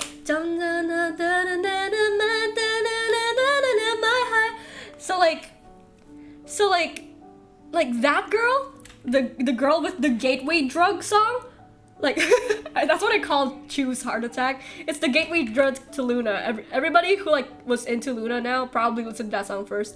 Or, like, that song was like, na na na, yeah, da. That's her. That's her singing. Anyways, sorry. I'm just, like, shook because she was my favorite. She was everybody's favorite. And she got kicked out because she just spoke out for her freaking girls. And then, like, Blockberry, her company, had the gall to be like, oh yeah, we kicked her out because she was power abuse, blah blah blah. She was like this and that. She yelled at us. She was rude to staff. She was the GOAT, IDK Luna, but this I'm certain. Everybody's certain. I know. She was the GOAT. But yeah. So she got kicked out of the group. And then the company's like official statement was like, they like, for this line is so damning for them. They said something like, the other girls would have never worked for their personal profit or something like that, personal benefit, like, and people were like, why would you write that? As if, like, God forbid the girls want to earn money, and you would just write that to make Chuu seem like a money-hungry person, as, like, you're the one who didn't pay them, you know? So it's like, you know, and it's like, so the company's basically trying to paint her as, like, this, like, terrible person who is rude to staff, even though she was probably just being rude because she was, like, calling them the hell out. Sorry, I'm losing my voice. But so, like, everybody, so, like, her, like, so Chuu has, like, a side project, like, this, like, web series where she's, like, I need to look this up. If I'm not mistaken, it's about recycling. She has, like, a web series about that. Hang on. Chuu can do it. What is it about? South Korean series, yeah. Chuu Protect the Earth. Yeah, that's what it's called. So it's, like, something about, like, protecting the earth and the environment. She has, like, a web series like that. And then one of the writers on that show, like, came out of the freaking woodworks, like, power abuse. I guess you've never met her because she was the girl who, like, took care of us and made sure, like, even though she was, like, their higher up, she, like, made sure that they were all well paid and well fed and well rested. And then, like a mascot, like they went to, like, someplace. Chuu went to someplace and for, like, a TV show or something, and then, like, the mascot was like, oh yeah, I've met Chuu, and then she said, hey, if you're tired, make sure you go to staff and let them know you're tired, okay? I want you to be okay. So she, like, everybody who's worked with her is basically saying, like, she was nice to me. I don't know what you're talking about. So it's just so messy. Like, Blockberry, y'all are messy. Like, beyond words. How did you mess up this bad? She sounds awesome. I know.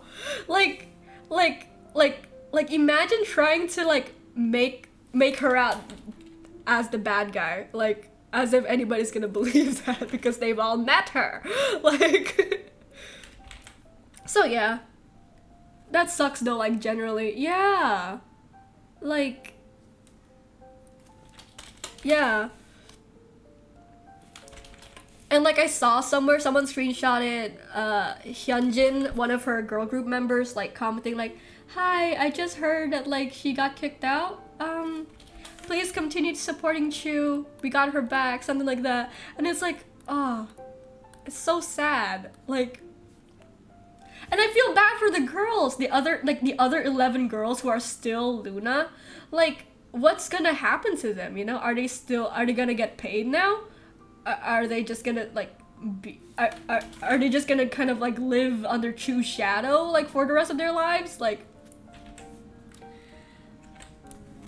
what's gonna, like, and I'm confused too because, like people, like, are like, oh, like, I don't know if, like, it's better to listen to them or to not listen to them anymore, because it's like, if you listen to them, you're supporting the company, but also maybe the company's just poor and they need the money from your streams to go pay the girls. But it seems like they weren't even doing that. Destiny's here. I just arrived. We're already bashing capitalism. Brilliant. This is the vibe, isn't it? Dumb company. You should have just paid her and the others instead of firing the moneymaker. Exactly. Also, another time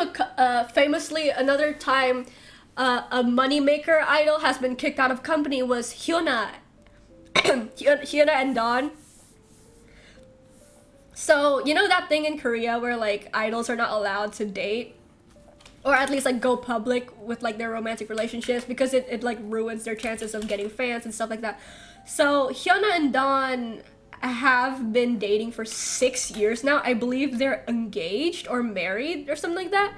And so they went public with their relationship and got kicked out from their company for going public. And everyone was like, hey, that's kind of a stupid reason to kick to kick why would you do that? Like something like that. And then somebody like criticized the criticism by saying like, well, it's kind of their fault if they got kicked out of the company because they had the choice to go private with their relationship and save their job. And I was like, you know what? Hot take, but you know, I kind of agree with that. You know, maybe they just didn't want to work with that company anymore and was using this as like an opportunity to get out and like branch out because they're like really successful now. Anyways, but yeah, so like that, I'm like, sure, getting kicked out was their choice then. Say that. But Chuu, that she did nothing wrong. she just stood up for her members is what she did. And then she just out.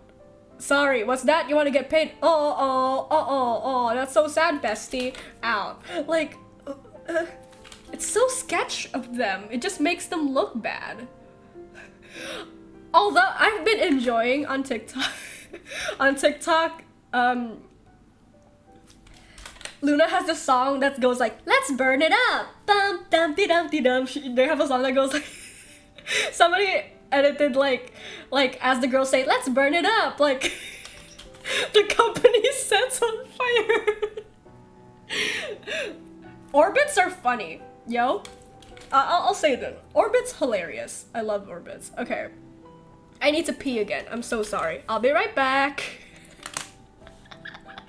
This stream, Nayaka gets heated about something. Be back soon. We are live, and you're listening to Piss FM. This is the Tinkle Jingle. God damn it. Don't you go missing me a pissing weed. Look, the sun is still out and it's noon, though I'm showing the toilet a moon. I'm tinkling, but a pinky promise that I will be there soon. So sit back and stay tuned. Wait for me.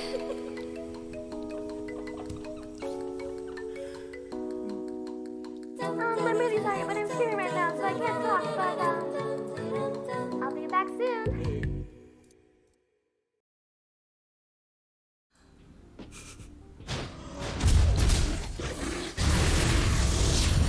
Hello, I've returned. Oh, by the way, I have a carrot. I have a carrot. It looks really weird from the front, but it is a carrot. It's really cute. My sister got that for me for my birthday a couple of years ago. I forgot which birthday it was. Yeah. Let's talk about something relaxing now. How long have I been streaming? Let me check. Ooh, 1 hour 30? Yeah, that's cool. That's okay.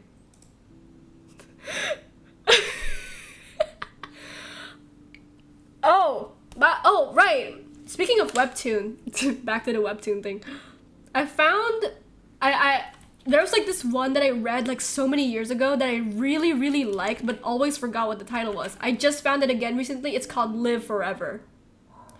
So it's like this girl whose mom dies, so she like makes a deal with a vampire to bring her back to life, and then the whole story is about like grief and letting go. She never ends up bringing her mom back to life because she learns the importance of death and stuff like that. So good. The art style is beautiful. I must show you. Hang on. So if you're gonna read any webtoon, read that one. Sorry, hang on. Like, let me find a picture.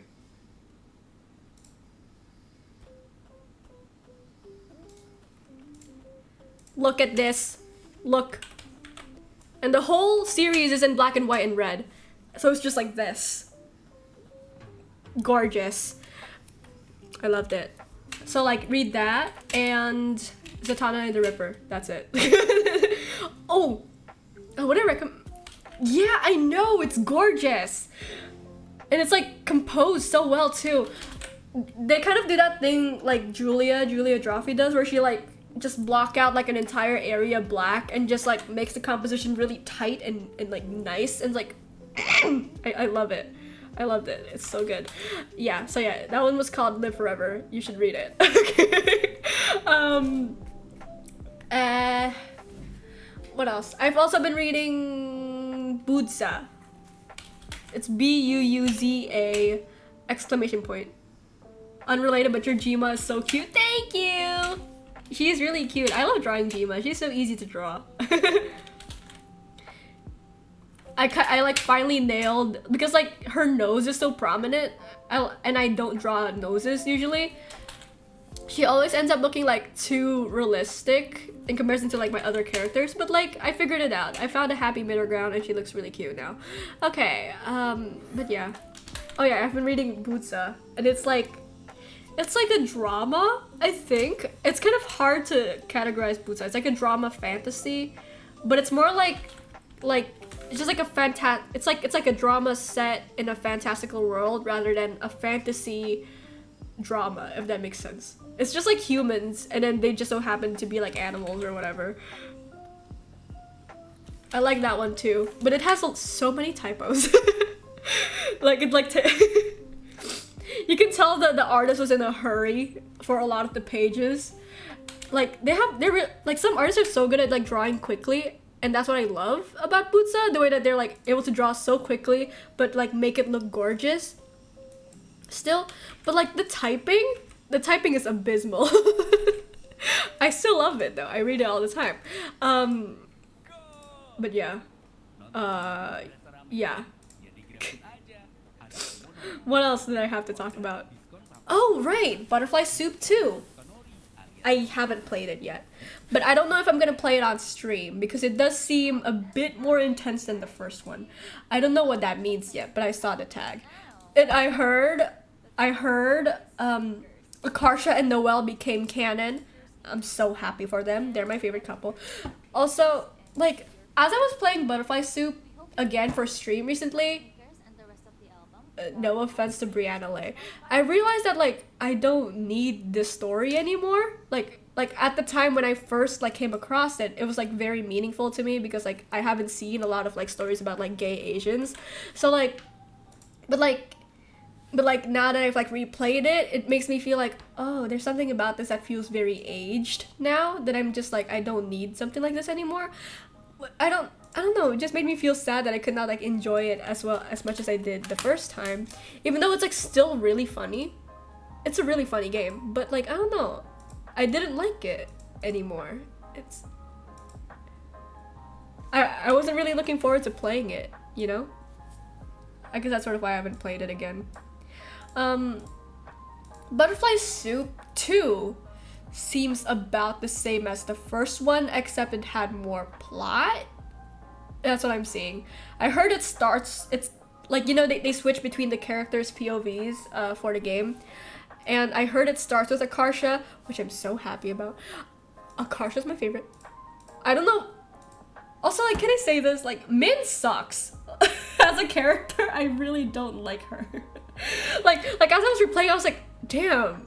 Like I was like looking at Dia like, you're into this? Are you sure?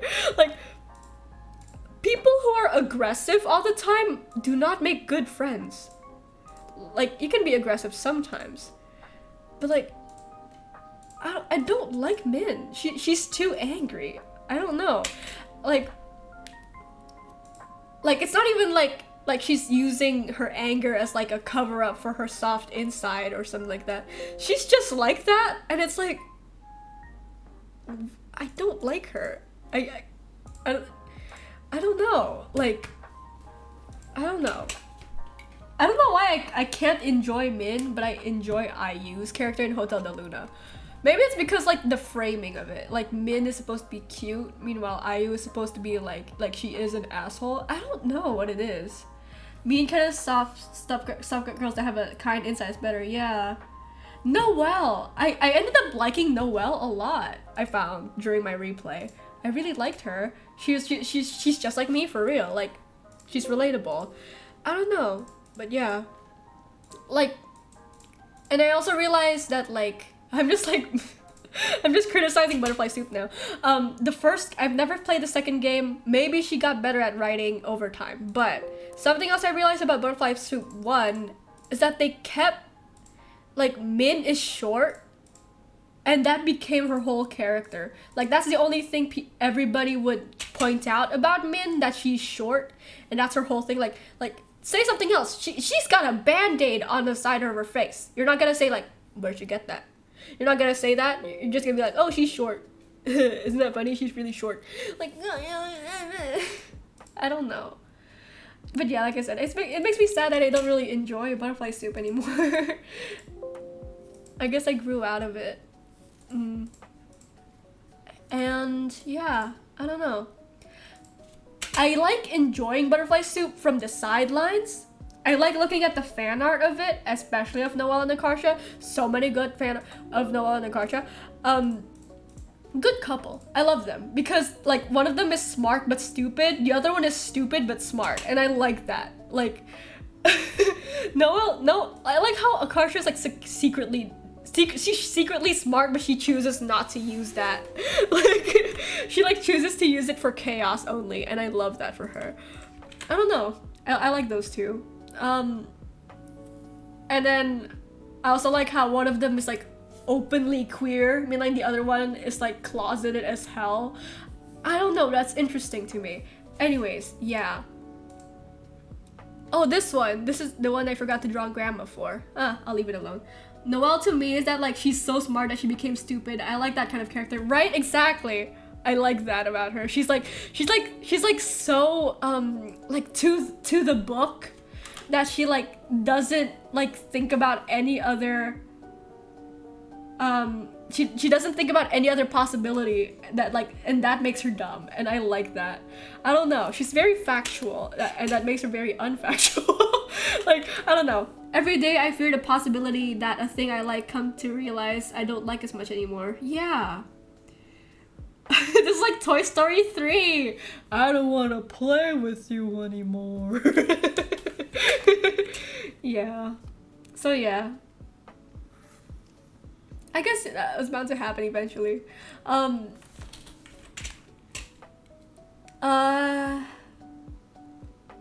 Yeah. Yeah. So yeah. I wonder like what thing I'll like stop liking eventually. Oh, dude. Can I talk about Atarashii Gakko? It'll never happen to Undertale, which is good for me because that game's a monolith. Sure.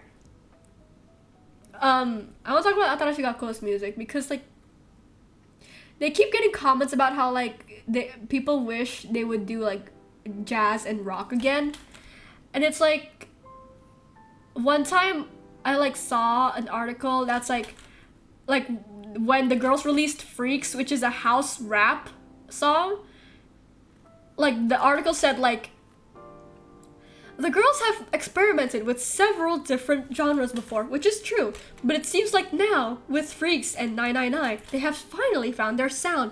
And I remember reading that and I was like, say psych right now, say psych right now. Like, their best-selling song, Koigeba, like that was not phenomenal enough for you? Like, for please don't say this is their sound, please. I don't want to hear it. I like 999 now, is the thing. It's like, and I don't know, it's like people always say I have really complicated, I find that I have really complicated feelings about Atarashii Gakko because like their music is so polarizing.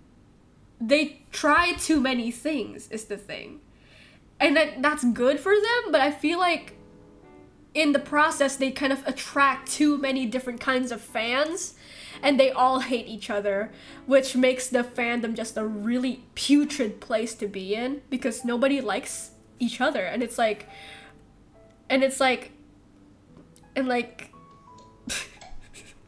sorry, a friend just texted me and I forgot that he keeps like a Subaru car logo. And he said, I love my Subaru thing, and I forgot that was the thing. But yeah, anyways. But yeah, I like their music actually. I found that recently I kind of like, I'm not always in the mood for jazz and rock, so I'm like kind of thankful they have a pop era right now so that I can just kind of like calm down but still listen to the same voices. But I don't know. I just feel like their talent is being wasted a little bit.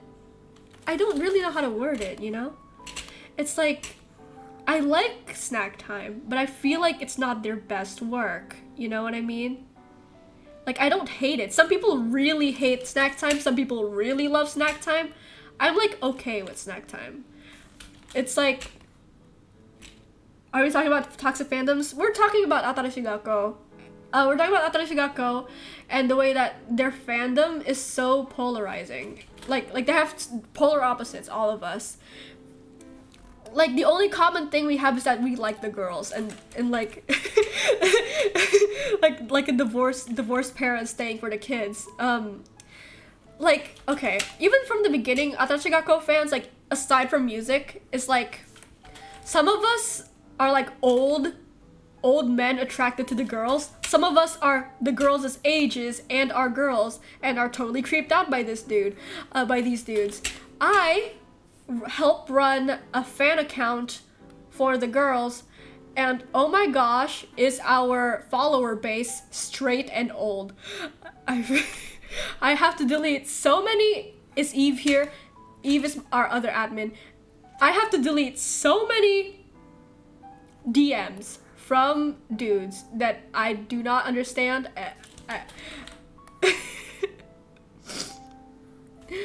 Yeah, like some of them have like and like I don't know how, sometimes I don't know how to, like, I wonder if like this just makes me think about, like, I wonder if like condemning like older dudes from enjoying like young girl idols is sort of like, God forbid men listen to girls' music, but I'm also like, I feel like there's a line with the enjoyment, you know? You don't get to comment certain things.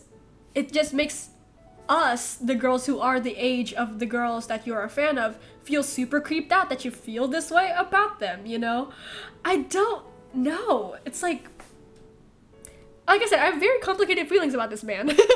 At first it was like, wow, they're so weird and like funny. I like their music because it's like so unique. And now I'm like, I'm so exhausted. Not the DMs, I know. Oh, that's especially a huge fear of mine, especially because I've had the same exception for two years now. I'm thinking about like what would I move on to? Yeah. There was this guy who would comment on our posts like, "Hi Canon, it's me, your Brazilian boyfriend." I forgot his name. Let's say his name is Alvin. "Hey Canon, it's me, your Brazilian boyfriend, Alvin." Everybody can enjoy what they want, just don't be a weirdo creep. Exactly, I know. So like, I think like because we deal with so many weirdo creeps, like I end up like bucketing the like okay ones in with the weirdo creeps. And that's really unfortunate for some of them, for the good ones. One time I like vented to like a fellow atarashii fan who was like my age on Twitter, like and then I said that every follower on my fan account looked like Walter from The Council, like the dog, like this dog, you know what I'm talking about? And then I like talked about that and I was like, oh, they leave the weirdest comments or something said. And yeah, Brazilian boyfriend, he could not even spell her name right. Yeah, anyways, moving on. And then like an older atarashii gakko fan who follows me was like, "Hey, listen, we're not all like that." And I was like, "Yes, I know, sir. I'm so sorry. Listen, I just had to moderate some of the worst DMs of my life. This is not targeted at you, sir. I'm just talking about the weird-ass dudes I had to read and sift through." There's one guy whose DM we accepted, and ever since they've sent us Snapchats, like Instagram Snapchats, and I dare not open them because I don't know what's in them, you know? And I'm like, do I delete these messages? It's like no one's reading them, but also like, what if it's like fan art? They just wanted to send fan art, maybe. I don't know. There's also one person, like when all their messages are in Japanese, so I can't read them, but they're like, they just send us GIFs every New Year. They're like, "Happy New Year, atarashii gakko!" Fireworks, and I'm like, Happy New Year to you too. I'm deleting your message. And I don't want to block them because I don't want to lose followers.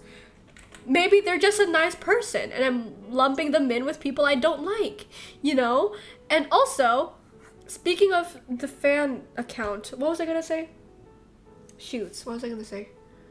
Oh my god, I once got a comment. I told y'all about this story, haven't I? I once got a comment that was entirely in Japanese. What account is it, by the way? I recently started listening to AG Lol. It's at Japan Leaders with no underscore. So there's like 3 of us, 3 admins, I'm one of them. Yeah. People get us and the girls mixed up a lot because it's just Japan Leaders, kind of like their Twitter. But yeah, that's me. Oh my god, I got a comment. So like I promoted my atarashii gakko video on that account because I was like, yeah, the girlies are gonna love this. I totally forgot what follower base we had.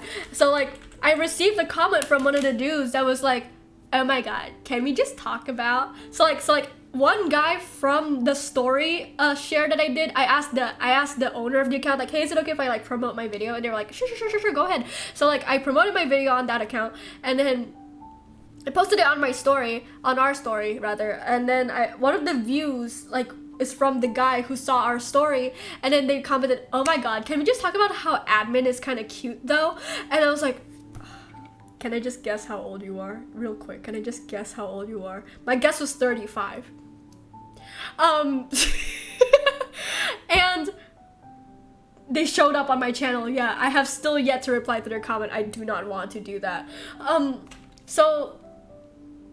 So like I checked on our story because they called me admin, not Naya, not Nayaka, not ottororin. So like I was like, okay, you definitely came from the fan account. Who are you? So I went to check and they were like this like gym bro, this like 40-year-old gym bro who posts videos of them doing this. You know what I'm talking about? The big ropes. I was like, oh god.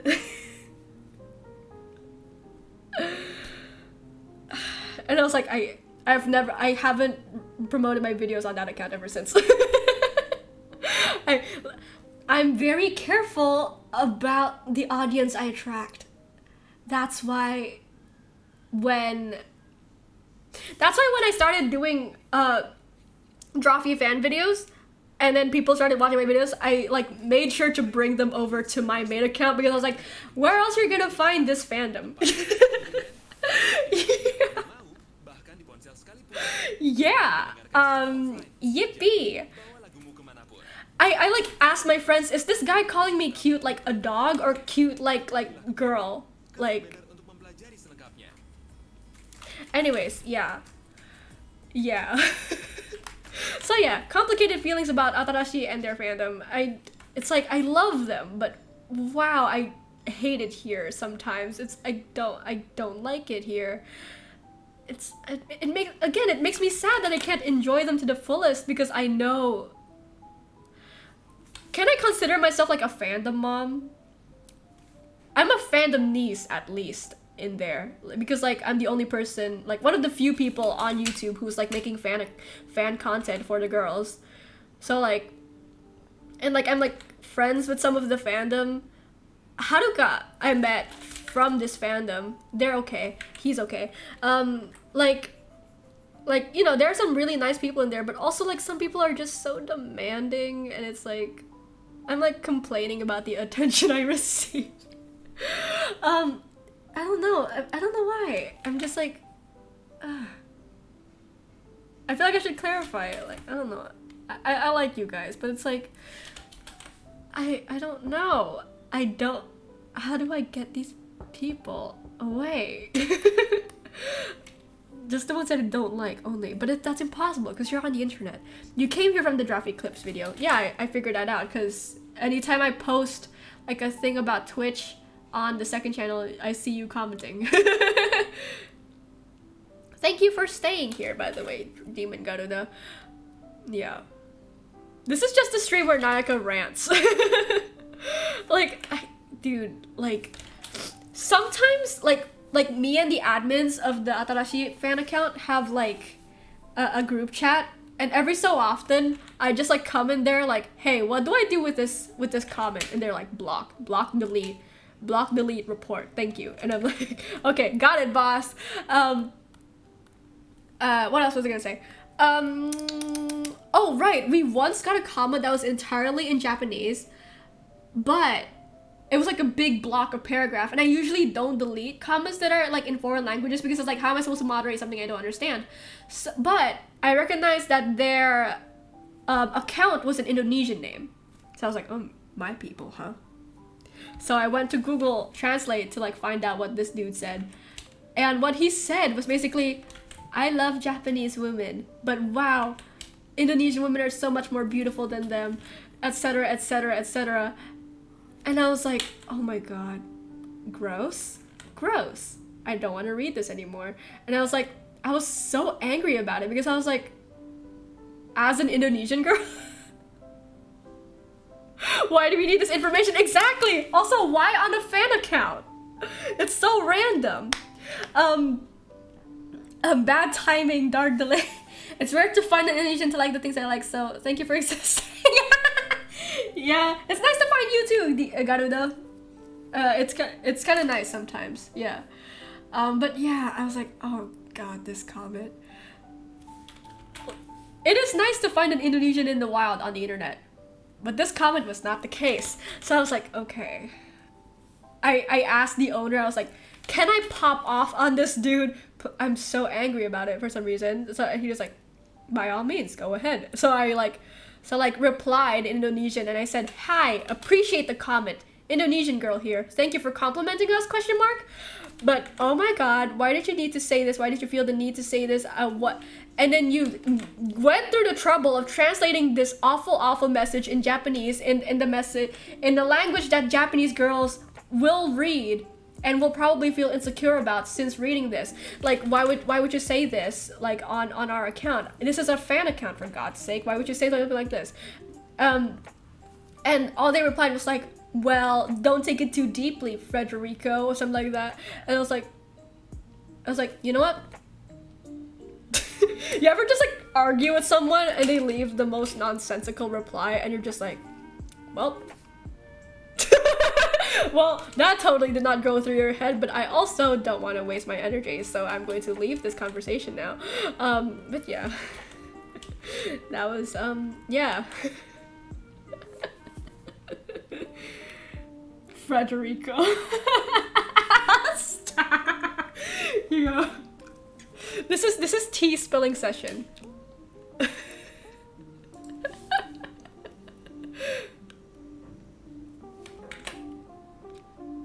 It was like a weird, like, slang word I did not understand. How long have I been streaming? Spill the tea, sis. The tea is being spilled. It's on the carpet. It's being cleaned as we speak. Have you seen those, like, carpet cleaning videos where it's just, like, washing the most dirty carpet? And it's, like, 100 times vacuum with water. And it's like, I watch those to sleep. But these days I just watch, like, Trixie and Katya videos to sleep. Weirdly relaxing. I don't know why. That is satisfying. I know. I follow like cleaning accounts on TikTok and I'm like, yes, this is my jam. Gross. I cannot watch this while eating, but wow, am I happy. I'm so happy watching this video. Good stuff.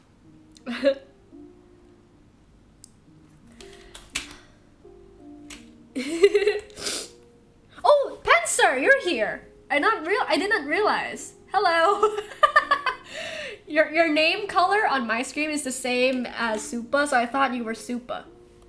Welcome, by the way. It's nice to see you here. Yo.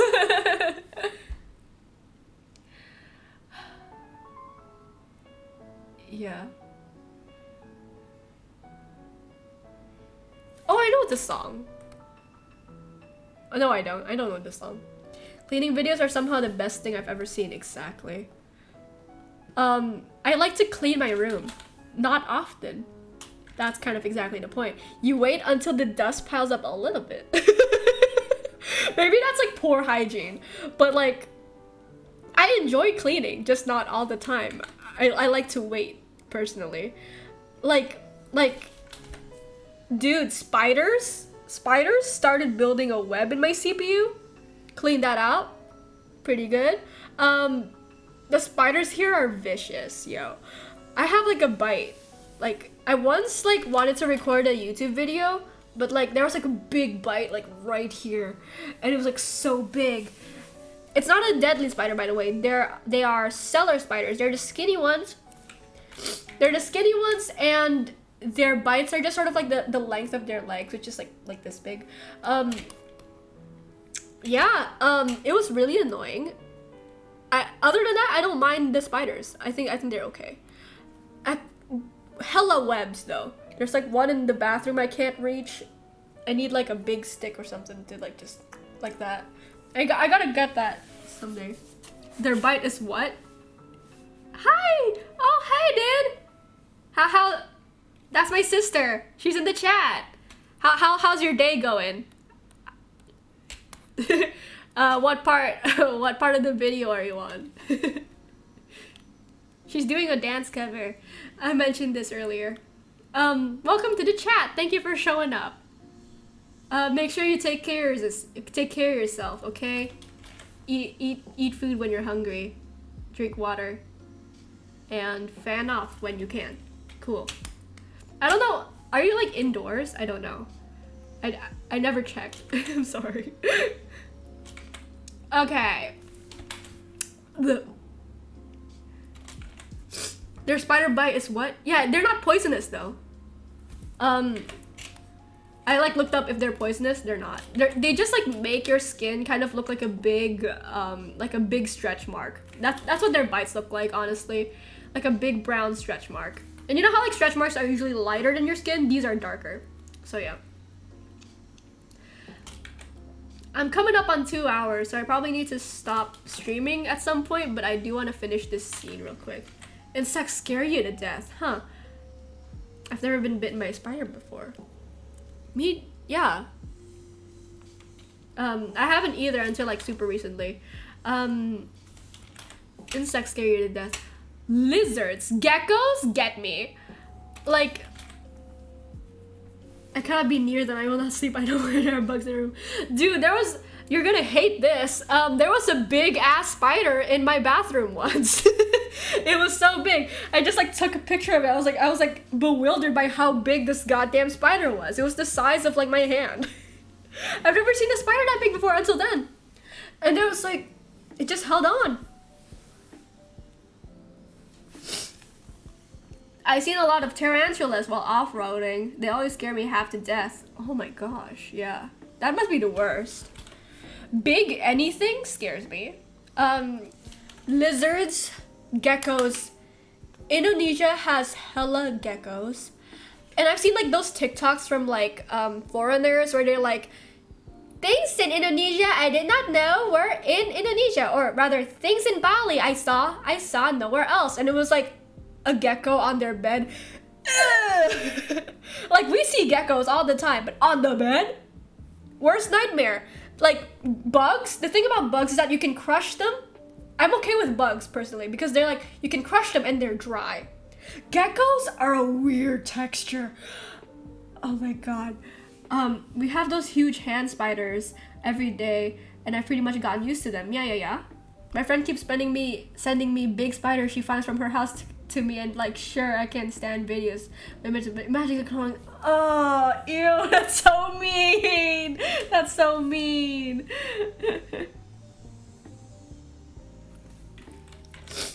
Did you know that crabs and spiders are in the same animal family? I'm in Guam. In Guam, lizards will always fall from the trees on top of you. Gross.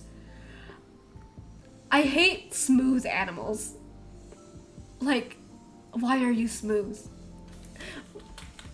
Fish too. Fish scared me when I was little. I think I mentioned it before. I think it's because I had pet fish and they all died. So like ever since like, and like I've like touched like their corpses at some point. So like I guess now anytime I think about like a smooth animal, I think about stepping on them. Like that time I stepped on one of my fish, because the fish fell out of the bowl and it like landed on the ground and oh, gross.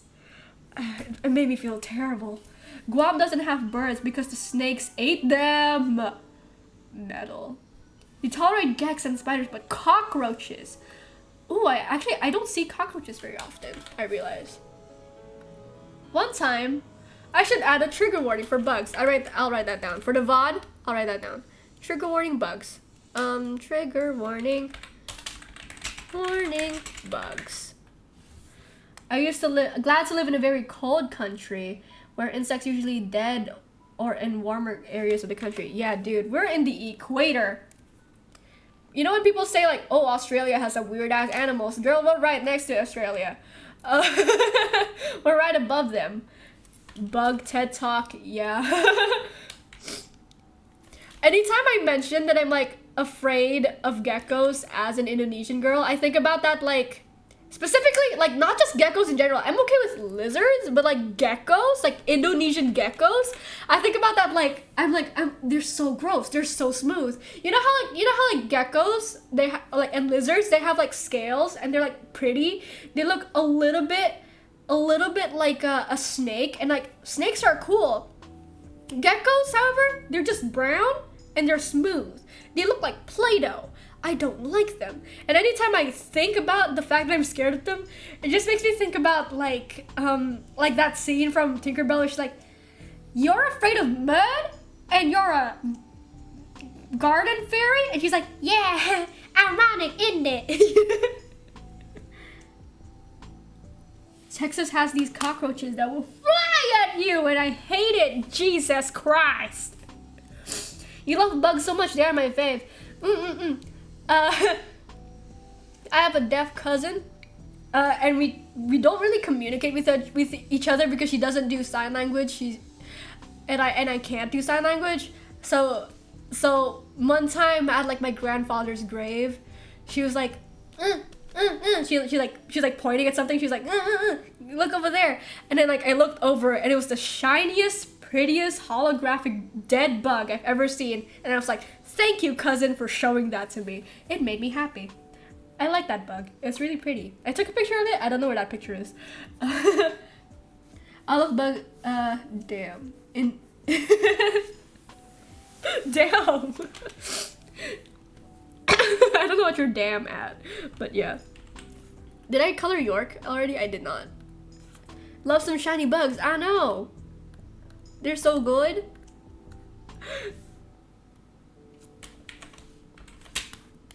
I'm starting to get hungry. My mom packed me a little lunch box because she knows, like she's like, here, I made you a lunch box, and then let me bring it upstairs that I can eat if I ever got hungry during stream. That's really sweet of her because she knows that I go get hungry during streams. Talking tuckers me out.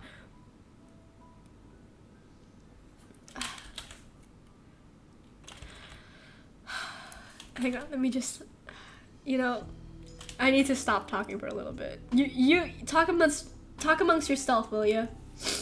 While I draw.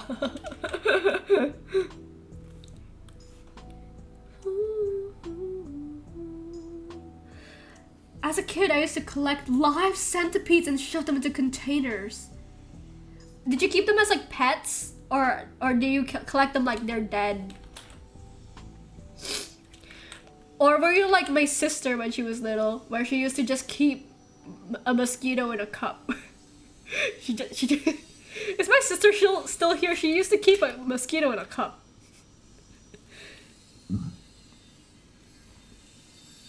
My sister's really funny. No, I put them in a jar and buried. What?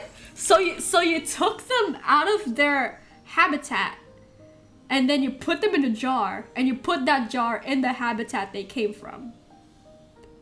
Pencer. Why did you?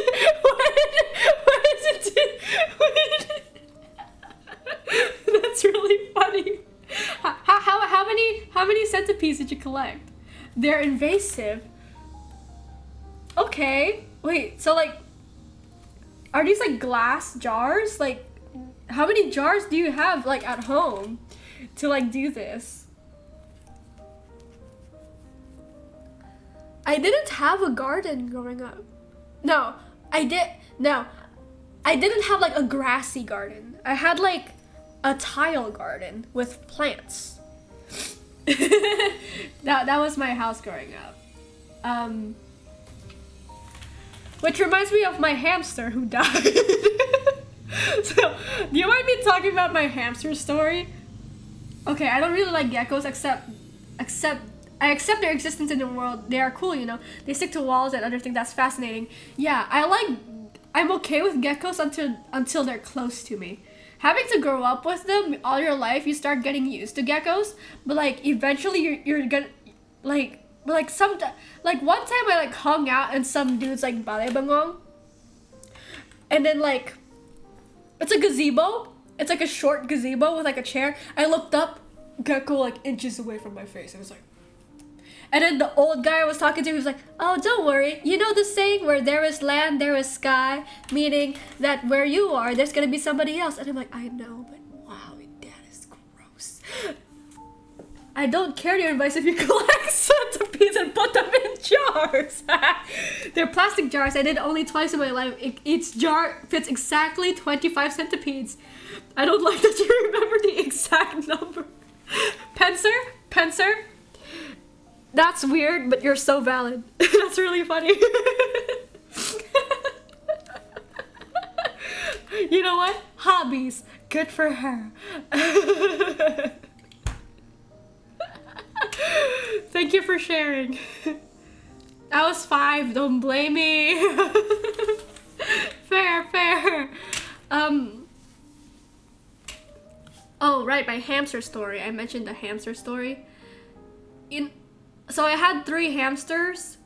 This behavior is wild and great, yeah. So I had 3 hamsters, Star, Marco, and Waffle.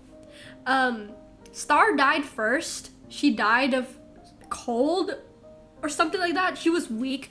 We got her like on a discount. I don't know. But yeah, she died first. And then Marco was the only one who kind of made it. And then we got Waffle. Waffle had like a tumor. Her tumor was huge. She looked pregnant. So we were like, maybe we should just like let her outside. So like we let Waffle outside to play in our garden. And like it actually worked. Like her tumor like popped and like she was like better for a little bit. They're named after Star versus characters. Yeah, they were. Isn't there something about centipedes in a jar where they kill each other and the sole survivor is the most dangerous? Spencer, get them out of there. Release them. I want to see the chaos they ensue. But yeah, you can tell that I named Star and Marco, but my sister named Waffle. Anyways, so yeah, Waffle's tumor popped. She was in the garden. She was happy. We were like, oh, that makes us so happy that she's playing outside. Centipede Battle Royale. Sorry, the comments are really funny. But yeah, so Waffle was like outside. We were like, oh, that makes us so happy that she's just like playing. She's like having fun in like the leaves and stuff. And then so like we like let her out for a little bit, and then we heard a shriek, like a little mousy shriek, like that. And then we went outside. There was a trail of blood. We were like, oh no, Waffle, bestie, Waffle, where'd you go?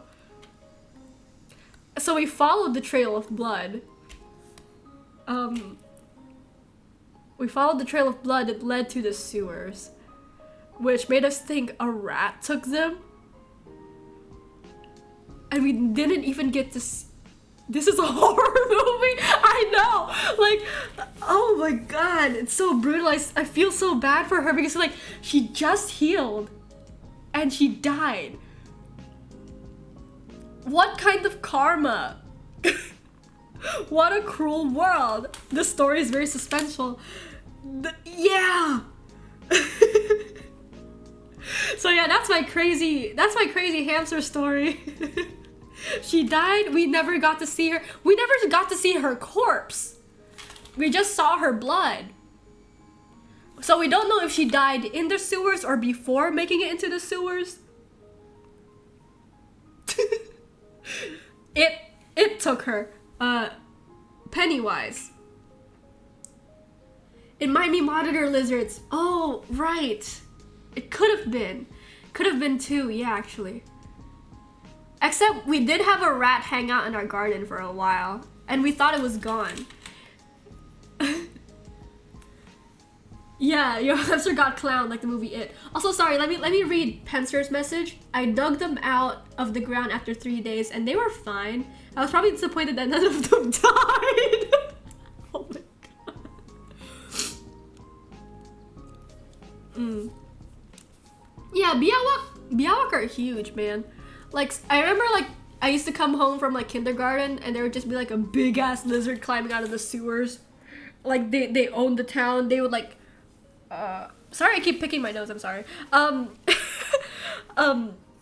It's just really cold, so I'm just, like, doing this. But yeah, these big-ass lizards used to just come out of the sewers, and, like, and, you know, like, Indonesian houses all have, like, gates and fences, and, like, this whole ass lizard would just cover, like, block our way so that we can't get into the house. So then, like, Dad would have to, like, get out and, like, shoo the lizard away before we could get into the house. Equator life. I'm enjoying telling these damn stories to you all.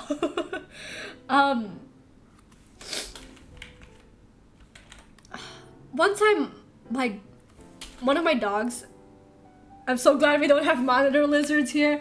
Yeah. They're kind of cute. I don't know.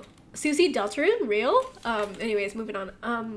One of my dogs, a rescue, he was for the streets. Like a construction worker picked him up, and then we picked him up from the construction worker. This is chaos, centipede combat, hamster murder mystery, perfect entertainment. Thank you. I'll be here all night. Okay, but yeah. From where I grew up, we did not have a lot of monitor lizards. They like to eat stray kittens. That's why I like to take kittens into my house as shelters. Cute. Okay. Good for you, Demon Garuda. But yeah, what the hell was I saying? One of my dogs, we've had him for like several years now. But like when we first got him, he was so aggressive. This stream has some wonderful content, yeah. Getting hella clips out of this. Anyways, yeah. Sorry, I keep getting distracted. One of my dogs, rescue, was for the streets, was really aggressive when we first got him. He was bald. He has like lovely locks now, but he was bald before. Anyways,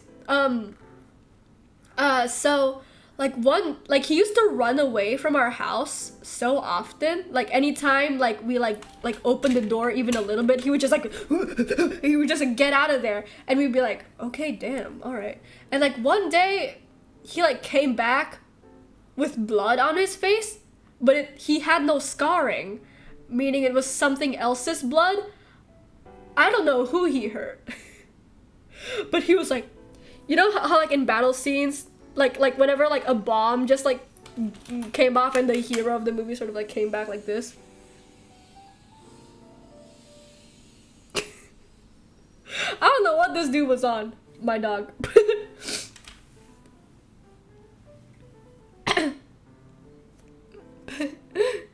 So yeah,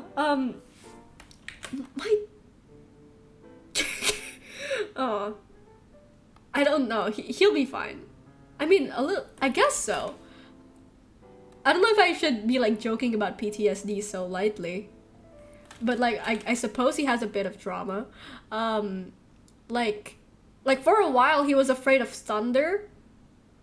He was afraid of thunder, and he was afraid of motorcycles. He got main characterified. Yeah. But yeah, so like this dude, he's so sweet though. Yeah, so he was afraid of thunder and lightning. He's a lot better with it now. Like he used to like anytime it rains, he would like beg to come inside. He's like, and like we would know it was raining because we could hear him. So like we were like, oh, of course you can go inside, please, you know, like that. But like now he's fine. He's like okay with it now, which is good, character growth. But yeah, that dog, he is strength. He's got some crazy strength. What else was I gonna say? I have a second dog. He's named after Subin from TXT, the K-pop boy. He's like a white Pomeranian. Little rascal, that thing. So like for a while, our first dog, my dog would run through a hurricane and would not give a damn.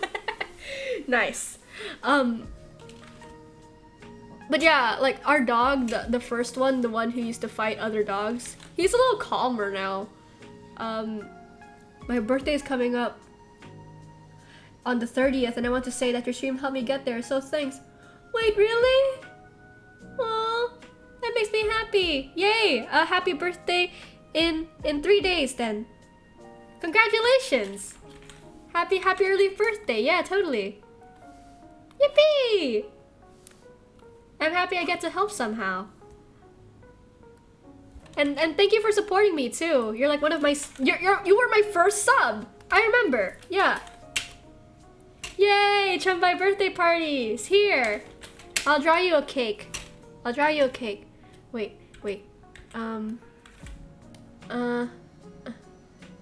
There. I don't know how old you are. I'll just draw 3. You turned 3 years old, Chumbai! And then I write this in cursive. Happy B-Day, Chumbai. My handwriting's awful. There, that's frosting. Nice. That's for you. Hope you enjoy.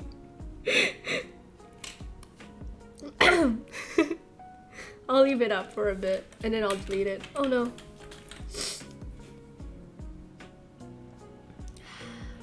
My throat hurts again.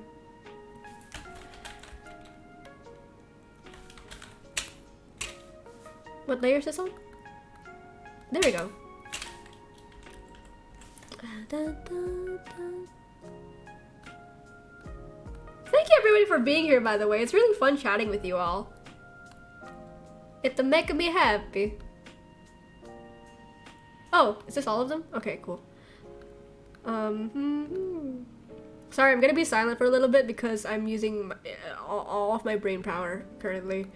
Thank you all so much. This community has been so wonderful to be a part of and see grow. Yay! Yeah, I love this chat a lot. I'm really happy we have it. Yay!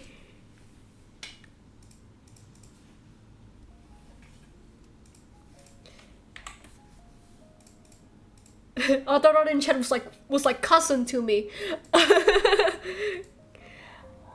The lines need to be blue, don't they? Shoot. Makes me happy. I'll get to hang out over here. It's really nice. Yay. And to think, I started the stream absolutely popping off on Hotel Del Luna. It's not the destination, girlies. It's the journey. And especially since my YouTube hit 1,000 recently.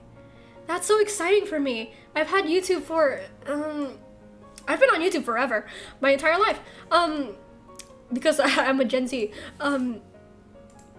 So yeah, it's crazy to see the way that like my life has changed. Crazy. Even if we're like such a small community, I'm really happy to have it. I forgot that half of the stream was about Hotel Del Luna, lol. Yeah. Yo, y'all. What do you think our sub emote should be? Do you think it should be just that LOL?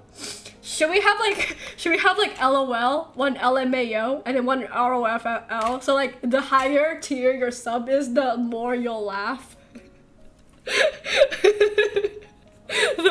the more dramatic your laughing is. Would that be funny? I don't know.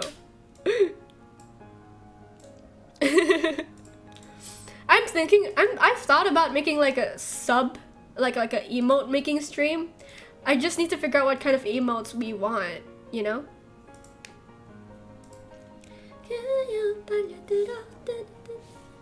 No, it's not right. I can stop me. No. I do need to end this stream soon, which is sad. saddens me, breaks my heart. That'd be fun? Yeah? Yeah. Okay. Once I'm done with this. Also, I don't want to make promises actually. This is nearly done. I'm so happy about it too. Hang on. I just need to finish this scene and then I'll end the stream. Okay. Yeah, good. This York is really big. Something like a bubble letter P for P breaks. Chumbai, I'm screenshotting that.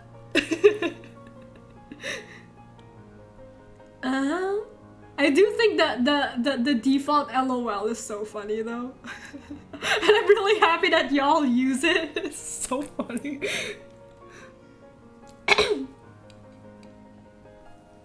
No, I'm not updating Twitch. Bubble letter P for P breaks.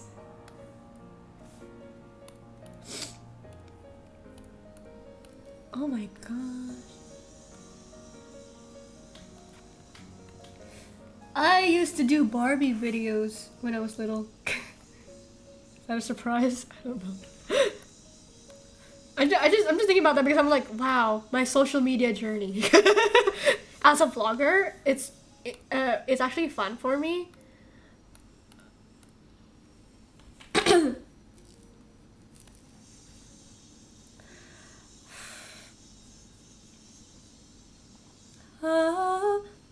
Barbie. I said Barbie, not Barney. Barbie videos like you know, like talking, like play doll type of videos, like not stop motion, just like it kind of like same vibes as like LPS popular but way terrible.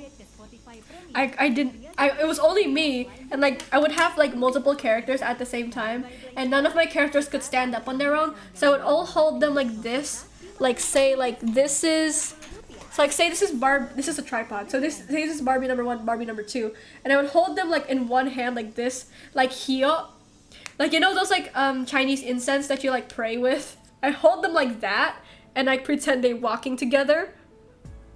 They were all like falling. Glorious, absolutely. And back then I thought I would never make anything better, and yet here I am, working on the same video for several months. See, my sister used to do that. They always looked like they were having a blast. So fun. I know, right? It's fun to. Those were like kind of like my first OCs, huh? The Winx Club. I had Winx Club dolls. I had all 7 of the girls. 7 with Roxy. I remember, this is so random, but I still remember that like Roxy was my 3rd grade best friend's favorite Winx, because she liked the hair. She liked the hair.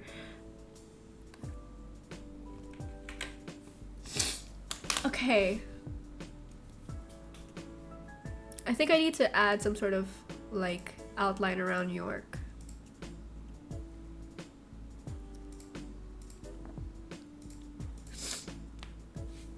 Oh. Kiss, Marry, Jail, the Drawtectives cast. Go. Also Jail, because I don't like imagining killing any of them. You try to kill York, you die. I would say Jail for York.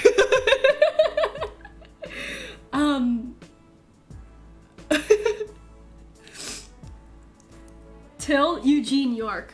Oh, okay. Marry Eugene, he's rich and cute. Till, oh, I guess I could kill Till. I'll kill Till. Kill Till, like Uma Thurman. And then, York, kiss York, sure, yeah. Marry Grandma, kiss York, jail Rose. Kitten, please unblock me. I'm sorry I made you that mumble rap about sacrificing you to the devil. I was gonna say marry Grandma, kiss Rose, jail York. Because he'll be fine. He'll be fine in there. I believe in him, I truly do. I want him to thrive in prison.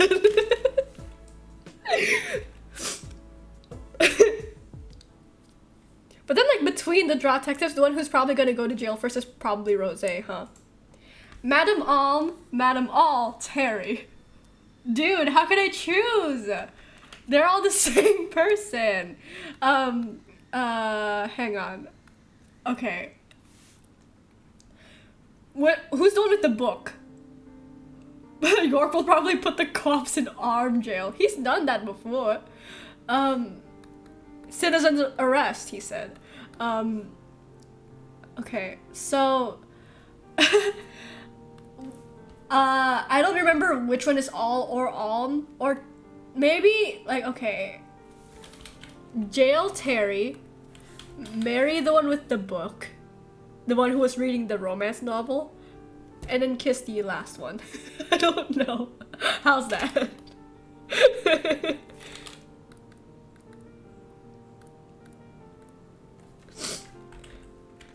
The stream was so the stream they did where the unblocking me kitten was so unhinged.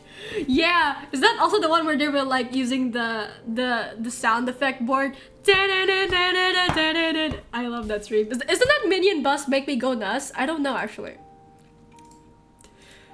I showed my friends a screenshot of my favorite Drawfee moments, like because you know I keep a Google Docs of all my favorite moments so that I know like what to put in my compilations, right?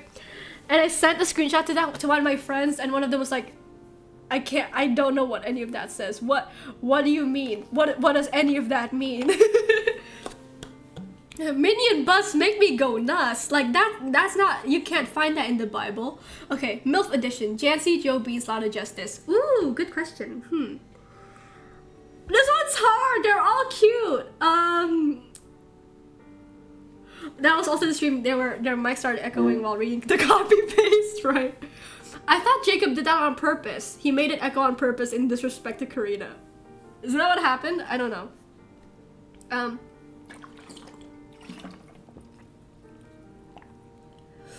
Mary Jancy, she knows what she's doing. Kiss Joe Beans. Jail Lotta. I'm so sorry. I'm gonna have to jail Lotta.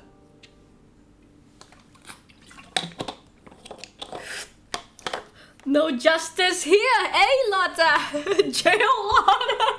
Yeah, who else would you put in jail? I'm not putting Joe Beans in jail. It was the only choice. Here, how about this? Mary Jancy, she'll at least see her son. You did her so dirty. Okay, how about this? Mary Jancy, kiss Joe Beans, send Lotta to the convenience store, send her to the nearest Circle K. How's that? How's that sound? Is that better than jail? Anything's better than jail. Okay. How about the A girls, like Abayomi, Ann Dakshin, and Analog? I'm afraid I'm gonna have to jail Analog right off the bat. I don't know why. No, wait, put Jancy in jail and the drawtectives will break her out of it.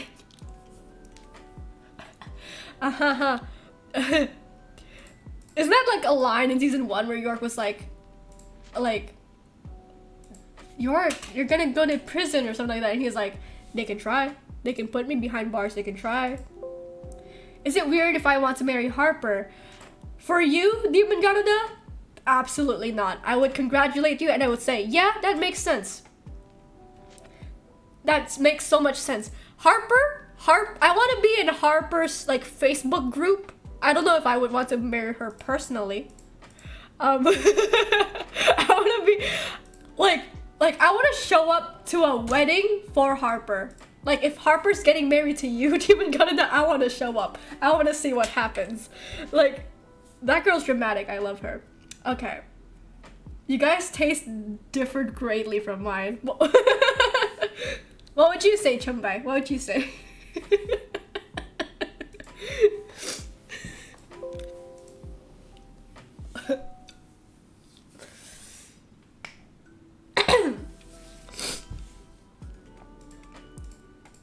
I want to be like Harper's bridesmaid.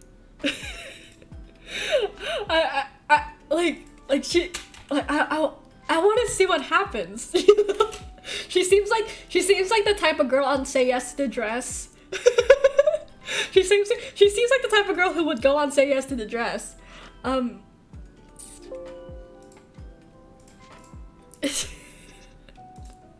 want to see her on like a reality show, like Love Island or something. I lost track of the game because I was searching up Minion Bus Drive Me Nuts. Oh, okay. What was the question? It was should I ask Chumbai the MILF question? It was Jancy, Joe Beans, and Lotta Justice. Kiss, Mary, Jail, go. And then Demon Garuda suddenly brought up that they wanted to marry Harper.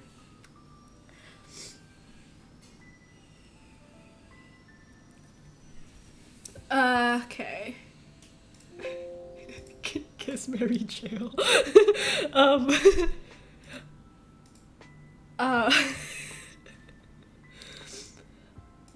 Okay, let me think.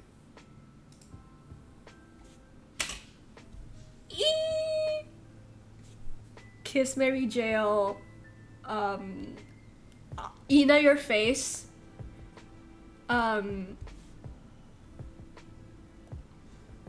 Avis. Wait, this is quite the selection. Mary Jo Beans, kill Lotta, jail Jancy, she'll be fine. I like how all of our like responses like she'll be fine. Oh yeah, yeah, you know what? Mary Jo Beans, actually really good idea actually. Yeah, I understand, yeah. She cooks. I said Mary Jancy.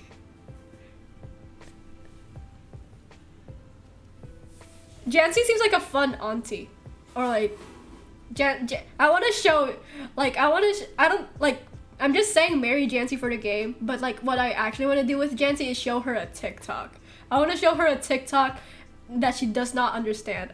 I want to do that. She's Dolly Parton. Yeah, I mean, sure, yeah, actually, yeah, marry Dolly Parton. Go for it. Oh, it's time for me to go. I'm done with my work. That's so sad, bestie. Alright. Well, that was really fun, y'all. Hang on. Ottororin Twitch stream Super Magical Acne Removal Spa Day. 2. Extreme Princess Mode. Play!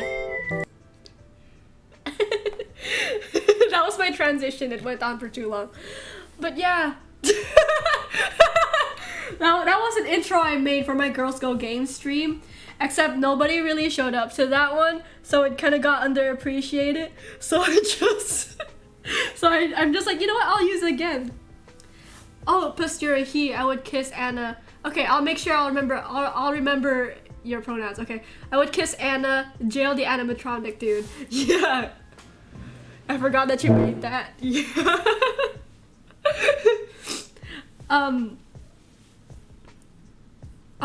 Okay. So these scenes kill me each time. Sorry. Oh my god, I keep getting distracted. Thank you so much for showing up to my stream. Thank you for chatting with me. The VOD of this will be up in 7 days on my 3rd channel. Stream's ending. Yes, I'm so sorry. It's been 2 hours. My throat hurts and I'm hungry. But I had so much fun with you. I had this feeling where it's like, you know, like when you hang out with a friend and you're like, oh, I need to go home now. That's how I feel right now. So yeah, thank you so much for hanging out with me. And I'm gonna. Quick. How about this? Conrad Uchter, Emery, Kingston Munch. Jail all of them. All of them jail. Go to jail. Jail all of them. This is a. Do I have to pick? Do I have to choose? Why? Kiss all of them. Okay. I'm okay with No, I'm not. I don't even want to hang out with Emery once. I love Kingston. He is the character ever. That is true. But do you want to kiss or marry Kingston Munch? Between the choices, jail to him. Death to all of them. like Wendy. All right, that's one way to end the stream. All right then. I'll end the stream with that with Jail Emery Conrad kiss Kingston Mudge platonically. All right, I need bye. Thank you everyone. No one marries. This was really for sure. Bye bye.